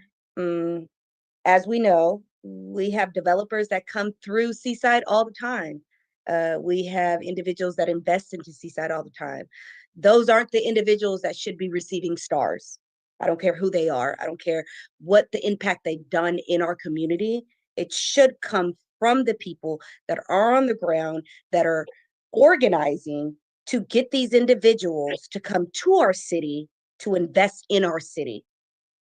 So moving forward, I'd like this council to remember who are the individuals that are making the progress happen on the ground level.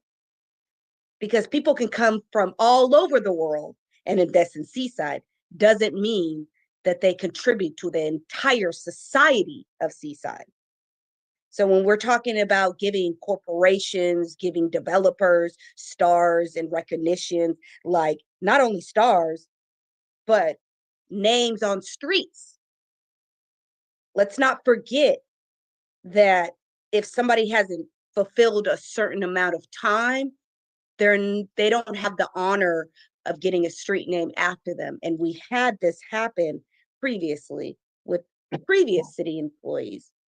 So moving forward, whoever sits on this committee and what governs this committee needs to be very, very understanding and know that just because someone's coming into our city to invest in our city is not the impact that we're looking for, because anybody can come in and anybody can bring in an investor to do great things for our city, but it does not mean that that individual or that investor was the one that made things happen in our city. So this prestigious honor should be allocated for individuals that put in the work, that put in the footwork in our city, not just because you bring your money in our city. Anybody can bring their money in our city. Anybody can. And it has been done. NBC Suites came through. So remember that. And those changes need to be done now.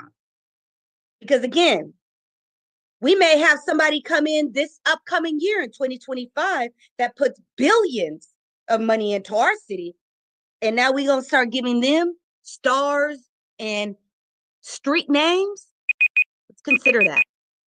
I yield the rest of my time.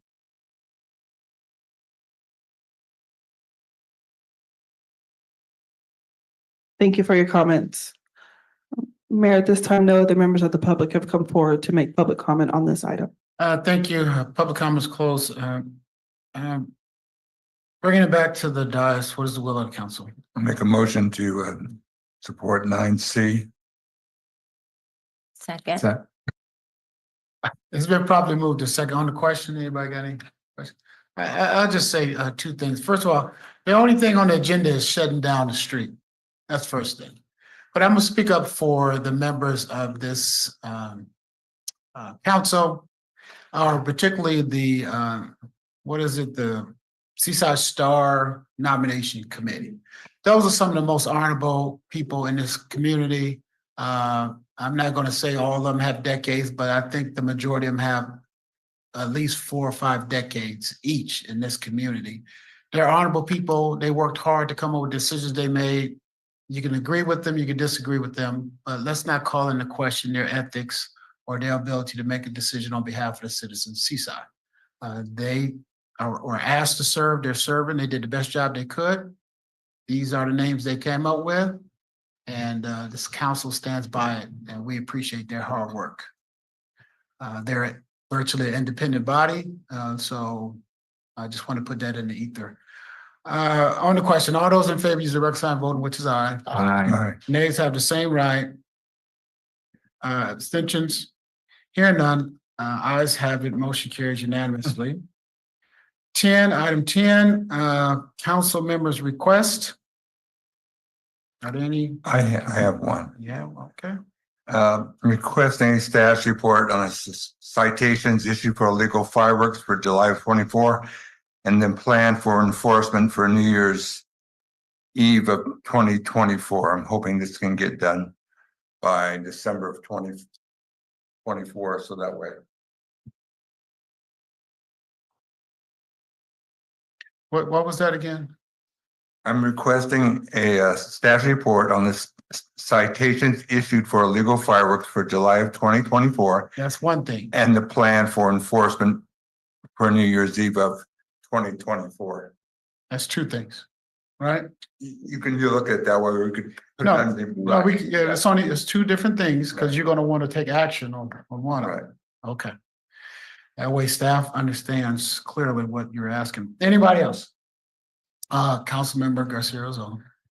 Not really a big request that requires a presentation or anything, but just earlier we were talking about the construction projects that are going on in our community, and I like seeing it on Seaside News, but I would like for us to take a more concerted effort on publicizing that on social media so the constituency knows of the updates and upgrades that are going on in our communities, but also providing notices of traffic or caution and things of that sort. Just the constituency is aware. I'm not seeing too much of it.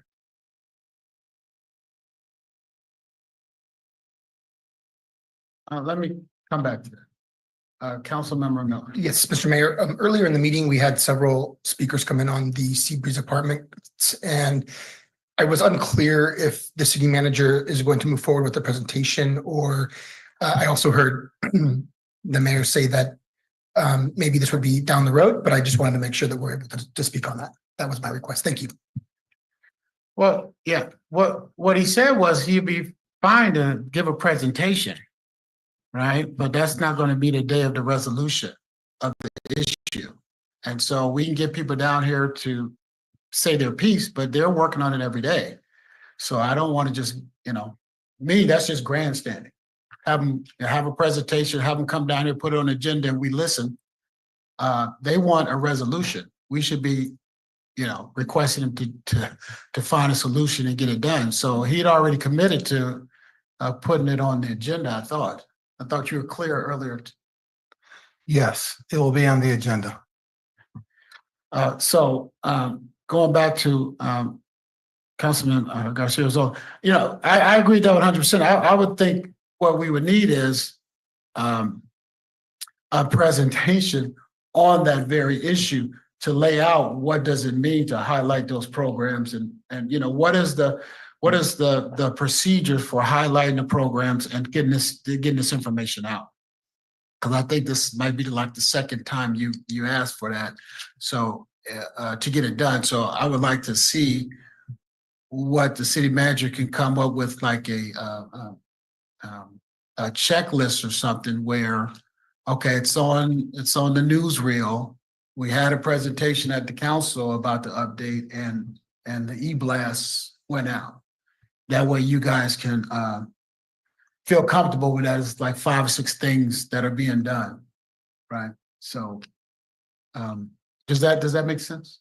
Just to tell us what you guys are doing as it relates to those 5, 6 things. Yes, Mayor, that makes sense. The November 21st agenda is filling up. So No, it so I would- doesn't have to be on the 21st. Yeah, right. I would work toward that to be a presentation on December 5th. Yeah, that's what I'm saying. It just, we were doing other stuff, so I didn't hear him say it had to be, it's just, the point is, you guys come up with that template, and then we know we should see it on the newsreel, it should be some social media, it should be some announcements at the council. And then when there's not, we know something's not going right, because what I don't want to do is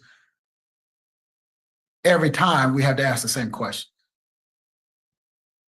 Yeah, I agree. The presentation doesn't have to be in the next meeting, but I think in the meantime, publicizing it on our socials that are already established, just as a reminder, like letting the constituency know construction's going on, prepare, plan out your trip accordingly, things of that sort.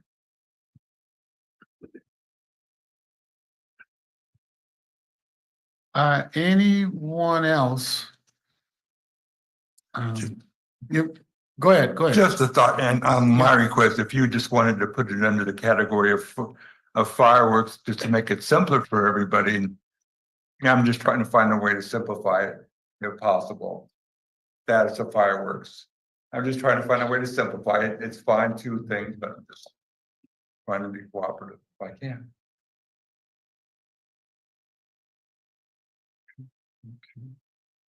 All right, And then I'll ask those questions as appropriate. Yeah.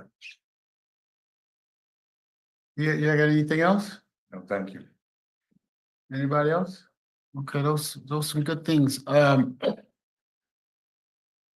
know we still had on there, well, I'll get it next time. We'll just keep moving. Okay, all right, number 11, city attorney, city manager, city council, and mayor's comments, report on committee assignments, city attorney. Thank you, Mr. Mayor, members of the council, members of the public. I have nothing to report. City manager. Briefly, today, Samantha stopped being acting human resources director and is now human resources director. Reflective of her 18 years of service to this city. So that's appreciated. Thank you so much. And tomorrow, building on council members' note about social media, we were in progress of assembling a press release on filling the human resources director position, finance director position, chief building official position, and public works and city engineer position.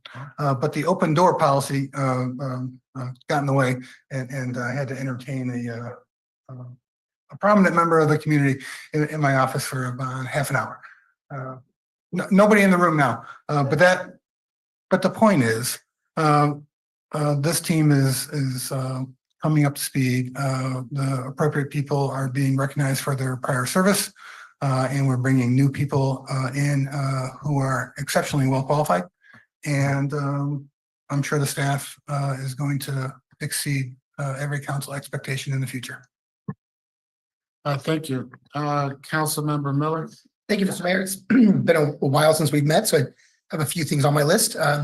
It was fun to go to the open house for the fire department and the tip of cop at Chili's.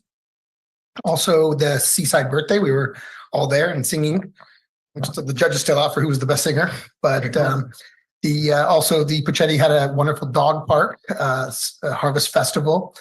And I actually got to spend a little bit of time with my family in San Jose. And as I was watching TV, I saw commercials for city council races, and they were some of the nastiest commercials I've ever seen.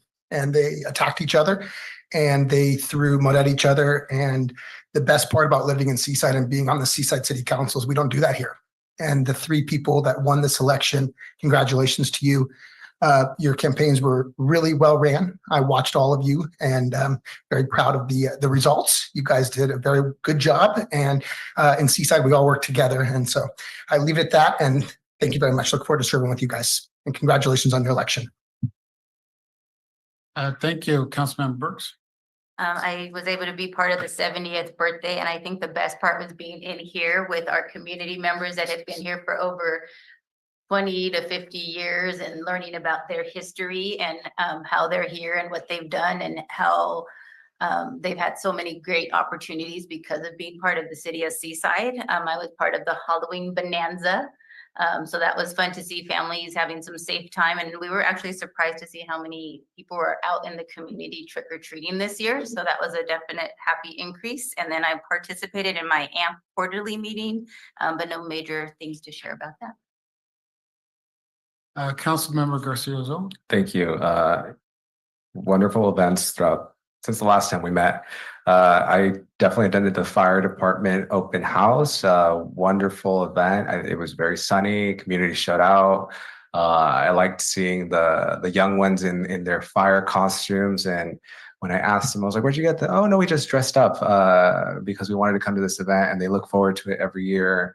Seeing families engaged, the events that were hosted throughout the day, the activities really highlighted what Seaside's about. It's about making sure that we're all working together and creating a safe space for our communities, and to see the fire cadets as well in action, feel proud of who they are and what they're doing. I just thought it was really great. On the 7th, I attended the Boots on the Ground celebration. The mayor was there. I think the mayor pro tem stopped by for a bit for the Boots on the Ground celebration. Wonderful activity hosted by our recreation department. So I want to thank you for that. The week of the 13th, on the 13th, I attended the Seaside birthday celebration, and I just want to say that was a wonderful event. The drone show, you really knocked it out the park with that one. I think I saw more people at the drone show than I did at the actual celebration, but it was amazing to see community gathered and to just have this sense of pride in who we are and to celebrate our history and how much we've overcome over these past decades, and to see how we're continuing to grow. The entire council was there. We showed up with pride, and it was an honor to celebrate such a historic moment for our community and to see and hear those stories as well. The week of the 13th, I attended the California League of Cities meeting, and one of the key focuses that I made effort to really focus on was climate change and our California's goal towards energy transition and clean energy. It's clear that the California grid needs significant upgrades and investments, increases in capacity, resilience, and transmission. Grid modernization is estimated to cost around $15 to $20 billion in the state of California. So that's a challenge that this state's going to have to overcome with our elected officials up in Sacramento. Really focusing on meeting EV charging needs by 2030 would require thousands of charging stations that would cost approximately $6 to $30 billion by 2030. So again, we are transitioning to more energy use, but our grid and our infrastructure isn't keeping up. So that's why it's costing so much. Low-income communities are facing higher burdens with this transition to energy. There's a clear need for funding workforce development. That's going to be critical and imperative for a renewable future in California.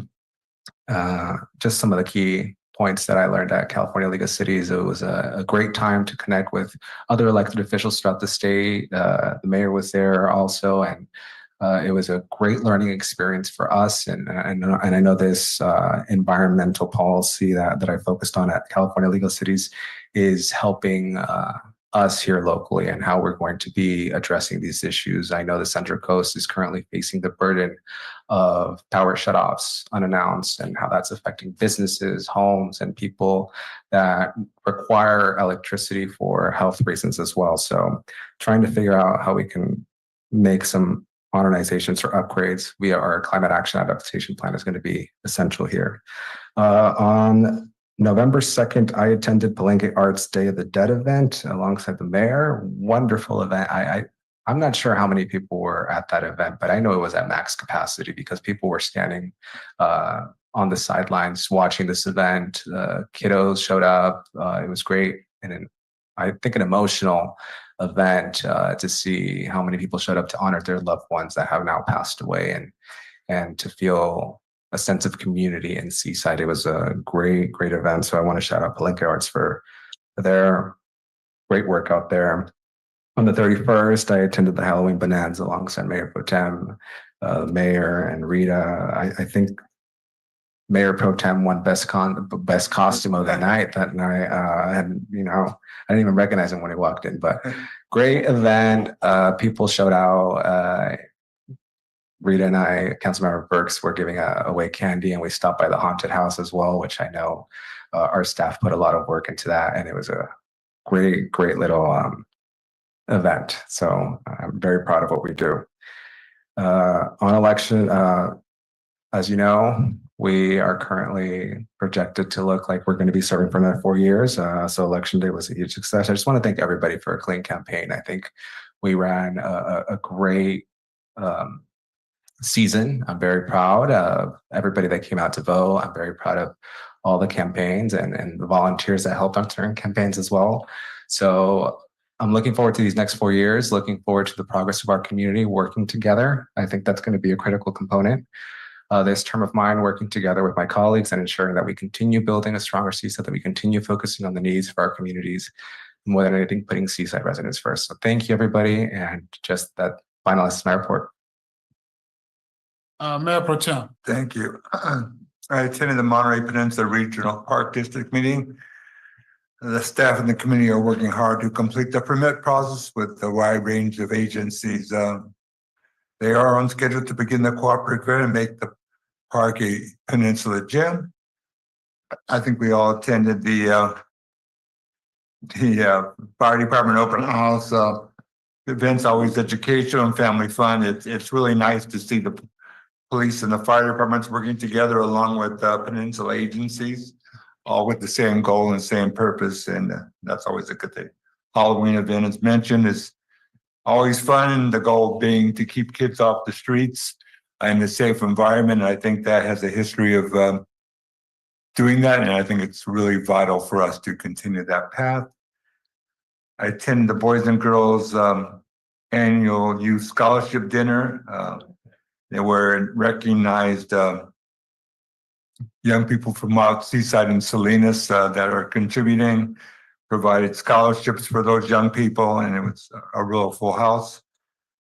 I attended the FOSFA park cleanups at Capra and Farallones with the mayor.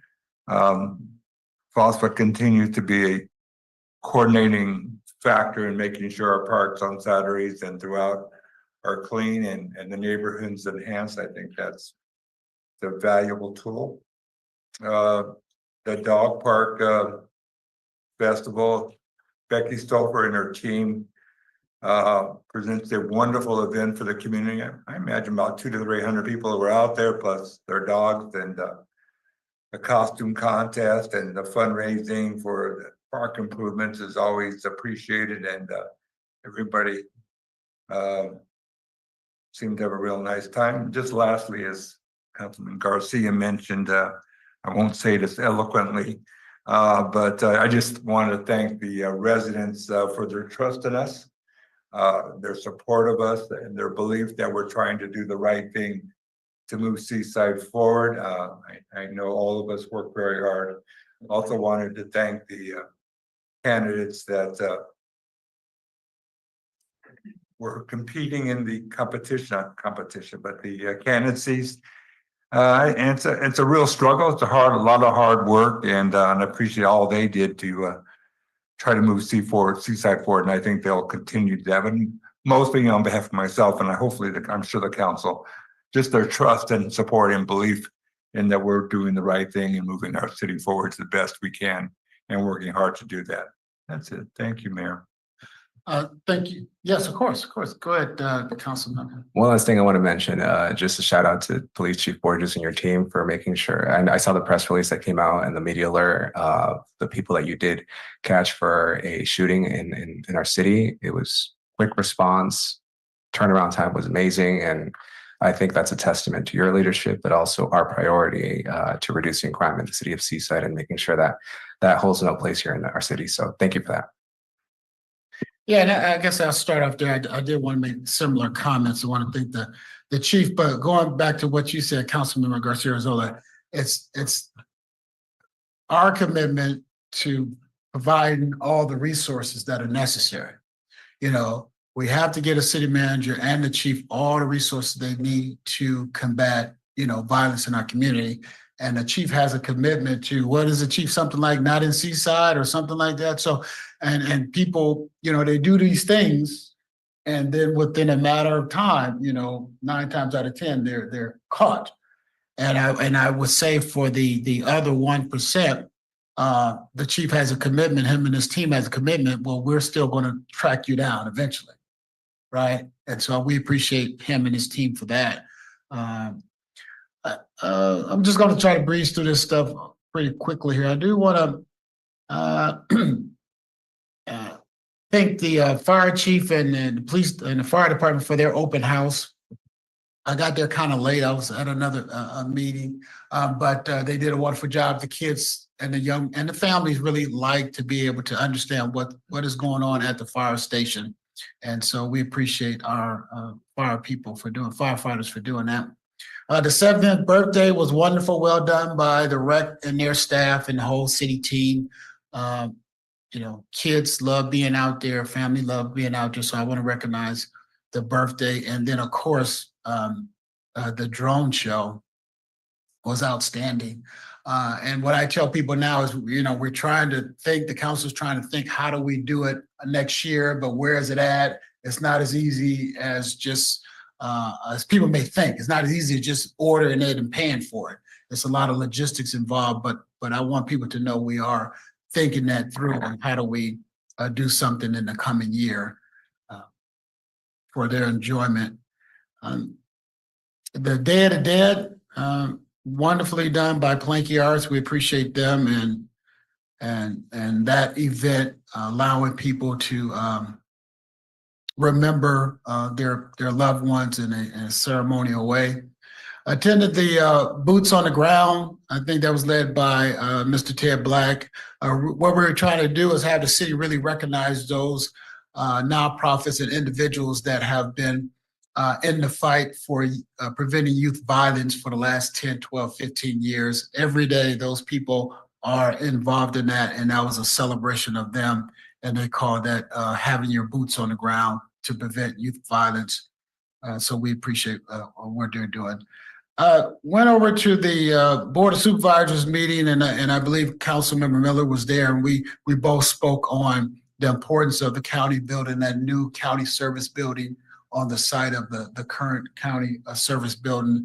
And so hopefully that stays in there at the county supervisor CIP for the next handful of years, and they find the money to build a new building. Attended 2 Monterey Peninsula Water Management District meetings. Again, we're just there advocating for water for the peninsula, and some of the things we've been working on is that new allocation for the cities. I want to thank the whole membership team there, but especially Board of Director member Alvin Edwards for his leadership on making sure Seaside received this allocation without being what little bit we had on the books. They were trying to take that and give us this new allocation. And so I tried to explain to them that was not the best policy going forward, and I think they heard that. And we want to appreciate all the members on the Water Management District board, because they were really looking out for all the cities, especially those that had allocations that they were going to zero out before the new allocation. Attended Pastor and First Lady Jones 10th pastoral anniversary at Emmanuel Church. Wonderfully done. I just want to celebrate Pastor Jones and First Lady Jones for what they do for their congregation and the city. Was not able to attend Pastor and First Lady Britt's 9th pastoral celebration, but also the things that they do in this community, always standing up and always pushing us forward with good things and good work through their ministries. Attended the Cal Cities Conference. I believe it was over like 2,700 participants. It was an honor to be there. And then I was, it was an honor. I received, how can I phrase this? I was honored to be elected down there, the Monterey Bay Division's first vice president, representing the Monterey Bay Division, which is Monterey County, San Benito County, and Santa Cruz County, the 17 cities in that division. I'll be serving as the first vice president of that division. That's a long way of saying more meetings. That's all that says right there. But it's a lot of good work that they do, because what we do, we meet together as a statewide organizational body, and we formulate the advocacy for Cal cities as it relates to legislatures and the governor. And so that's really important work when we're talking about local control. And as I think I was talking to Councilmember Garcia Arzola earlier about the limited amount of funds coming to cities, how do the cities advocate for that? How are they going to advocate for some of these bond measures, monies that's coming down? And the tip of the spears for the cities is this Cal Cities organization. So I'm proud to be one of the first vice presidents or the first vice president for this division, but it's about 12 other divisions in the state. And so more meetings and things of that nature. I attended this CAMC meeting, routine stuff. We did vote not to extend the rail car agreement over in Marina. Very controversial issue, very well-liked event, very well-liked attraction for visitors and citizens, I guess, in Monterey County. But the board as a whole felt that they needed to stop the rail cars at this time to get ready for the surf bus. And so we're moving forward with the surf bus along those same lines, railroad lines. Attended 2 homeless leadership committee meetings. I want to just take my hat off again for Salinas and King City. They're still trying to move forward with the Project Home Key, and they're doing some good things in their community as it relates to homeless and providing those individuals without proper shelter, warm place, safe place to lay the hair down at. To the LAFCO, what came out of LAFCO was their service review for the 6 cities on the peninsula. I asked them to not only send a report to the city managers, which we're going to do, I asked them to send it to the city council so we can understand where we fit out on LAFCO's sphere influence, where they believe our sphere influence is, where they believe our growth potential is, where they believe that we're doing a good job is. I think the council should have a good understanding of that, particularly as it relates to our Fort Ord land and things of that nature. I attended the Halloween Bonanza was, again, well done, well received. So we want to thank rec staff for that. I think I highlighted already the Monterey Bay Defense Alliance Fall Breakfast. I attended that, and we received a update from Fred Mueller about some of the concerns that he has and the state has as it relates to bad actors messing with the energy grid. And we should, as a city, take that seriously and look into how do we respond and how do we work within the Defense Alliance to strengthen our abilities to respond to that unfortunate incidents if they happen. Attended Mayor Association meeting in Marina. I want to thank Mayor Delgado for his hospitality and the things he's doing in Marina. Attended the Monterey County Board of Supervisors Veterans of the Year Award. We want to thank the Board of Supervisors for continuing to honor veterans in this community. And so attended the Monterey Peninsula Water Management District Water Supply Planning Committee meeting. I think we talked about that. This Tuesday, me and Rec Director Mullis met with CSUB Professor Corinne Snow to review and really help us draft up and finish drafting up our Fab Lab perspective. I know that's something the city manager is in on, but I just want to highlight for the community that perspective is going forward. We're putting the final draft together, some of the final wording together, and we hope to send it on to the Chevron Foundation. I think they meet in Houston, and so that'll be sent out, and then we'll cross our fingers and we'll wait for that. Attended the Seaside Groundwater Basin Water Masters.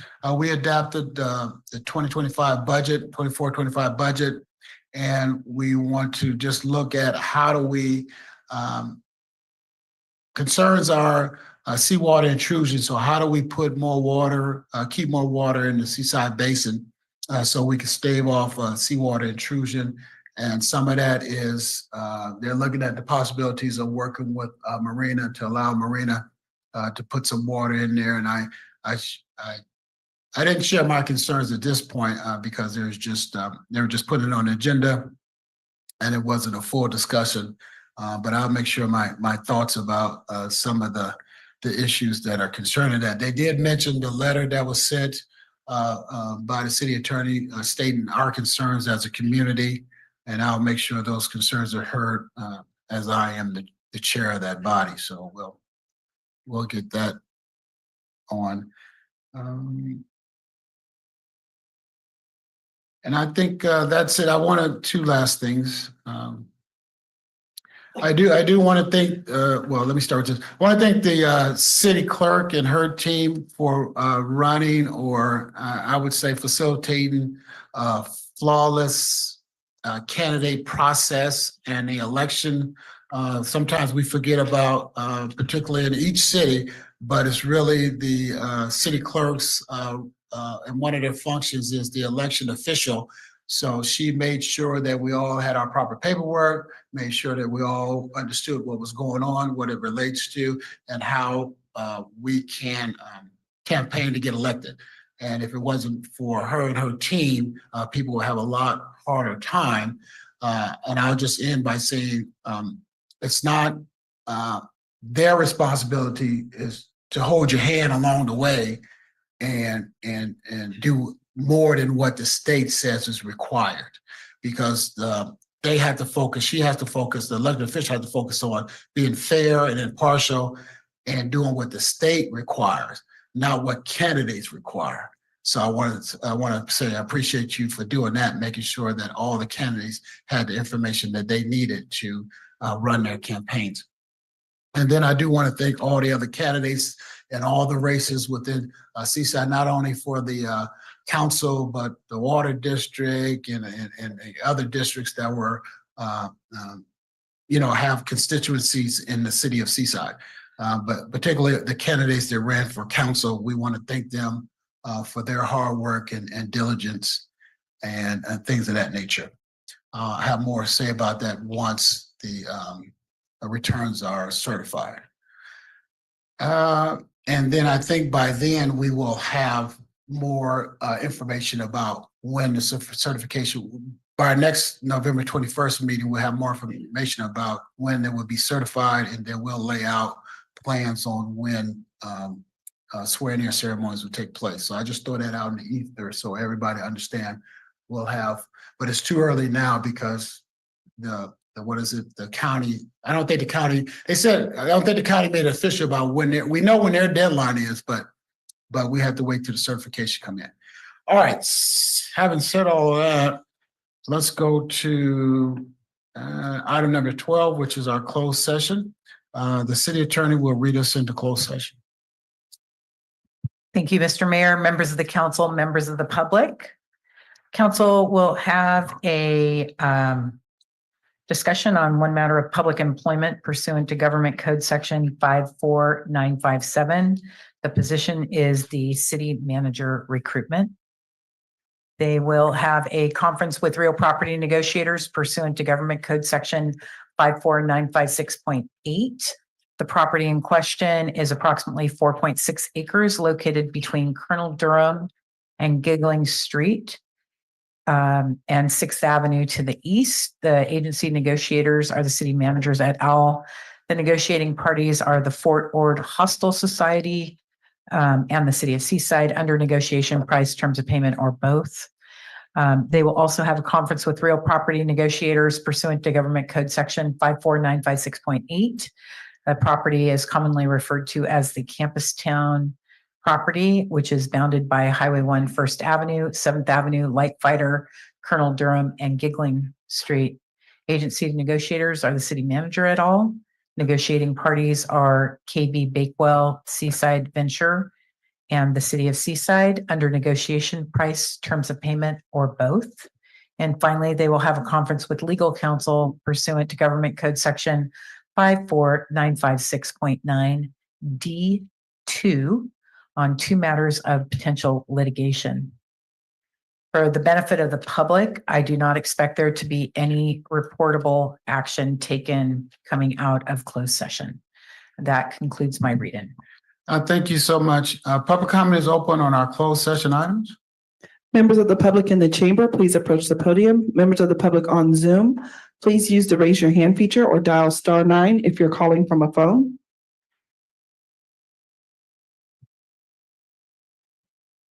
Paula, you now have the floor to make your public comment.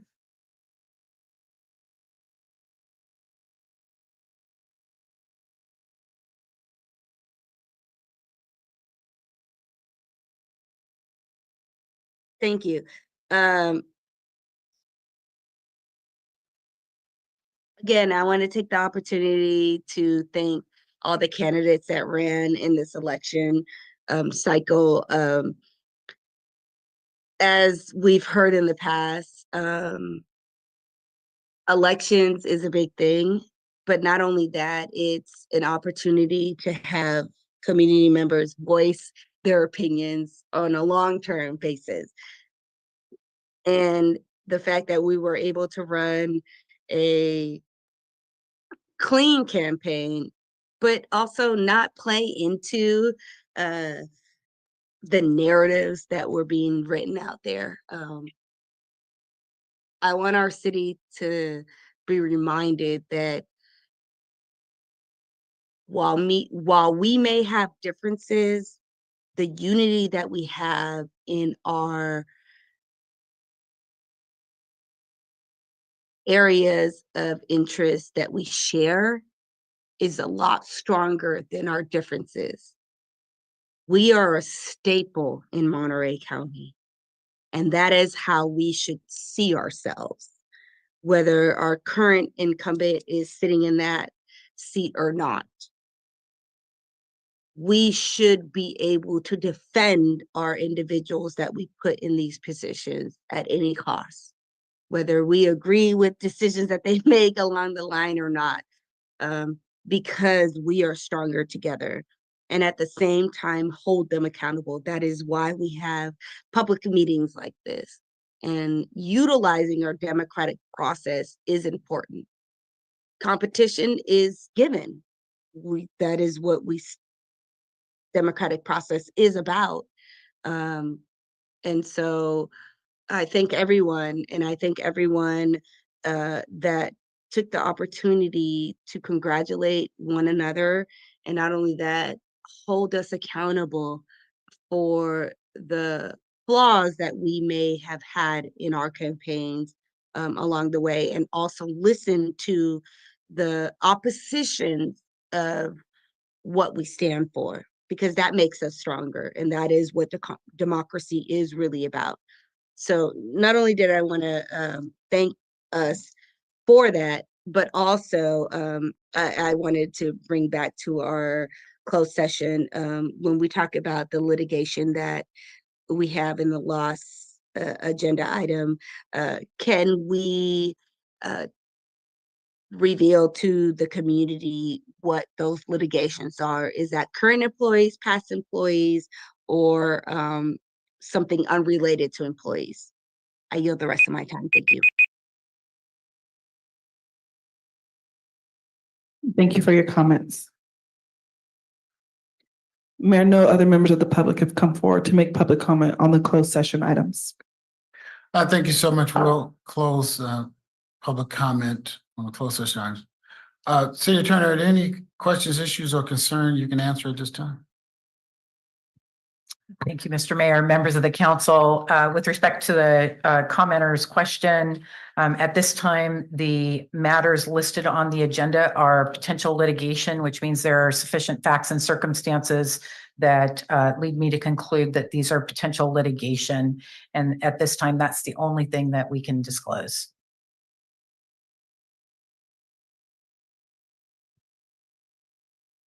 We will move into closed session.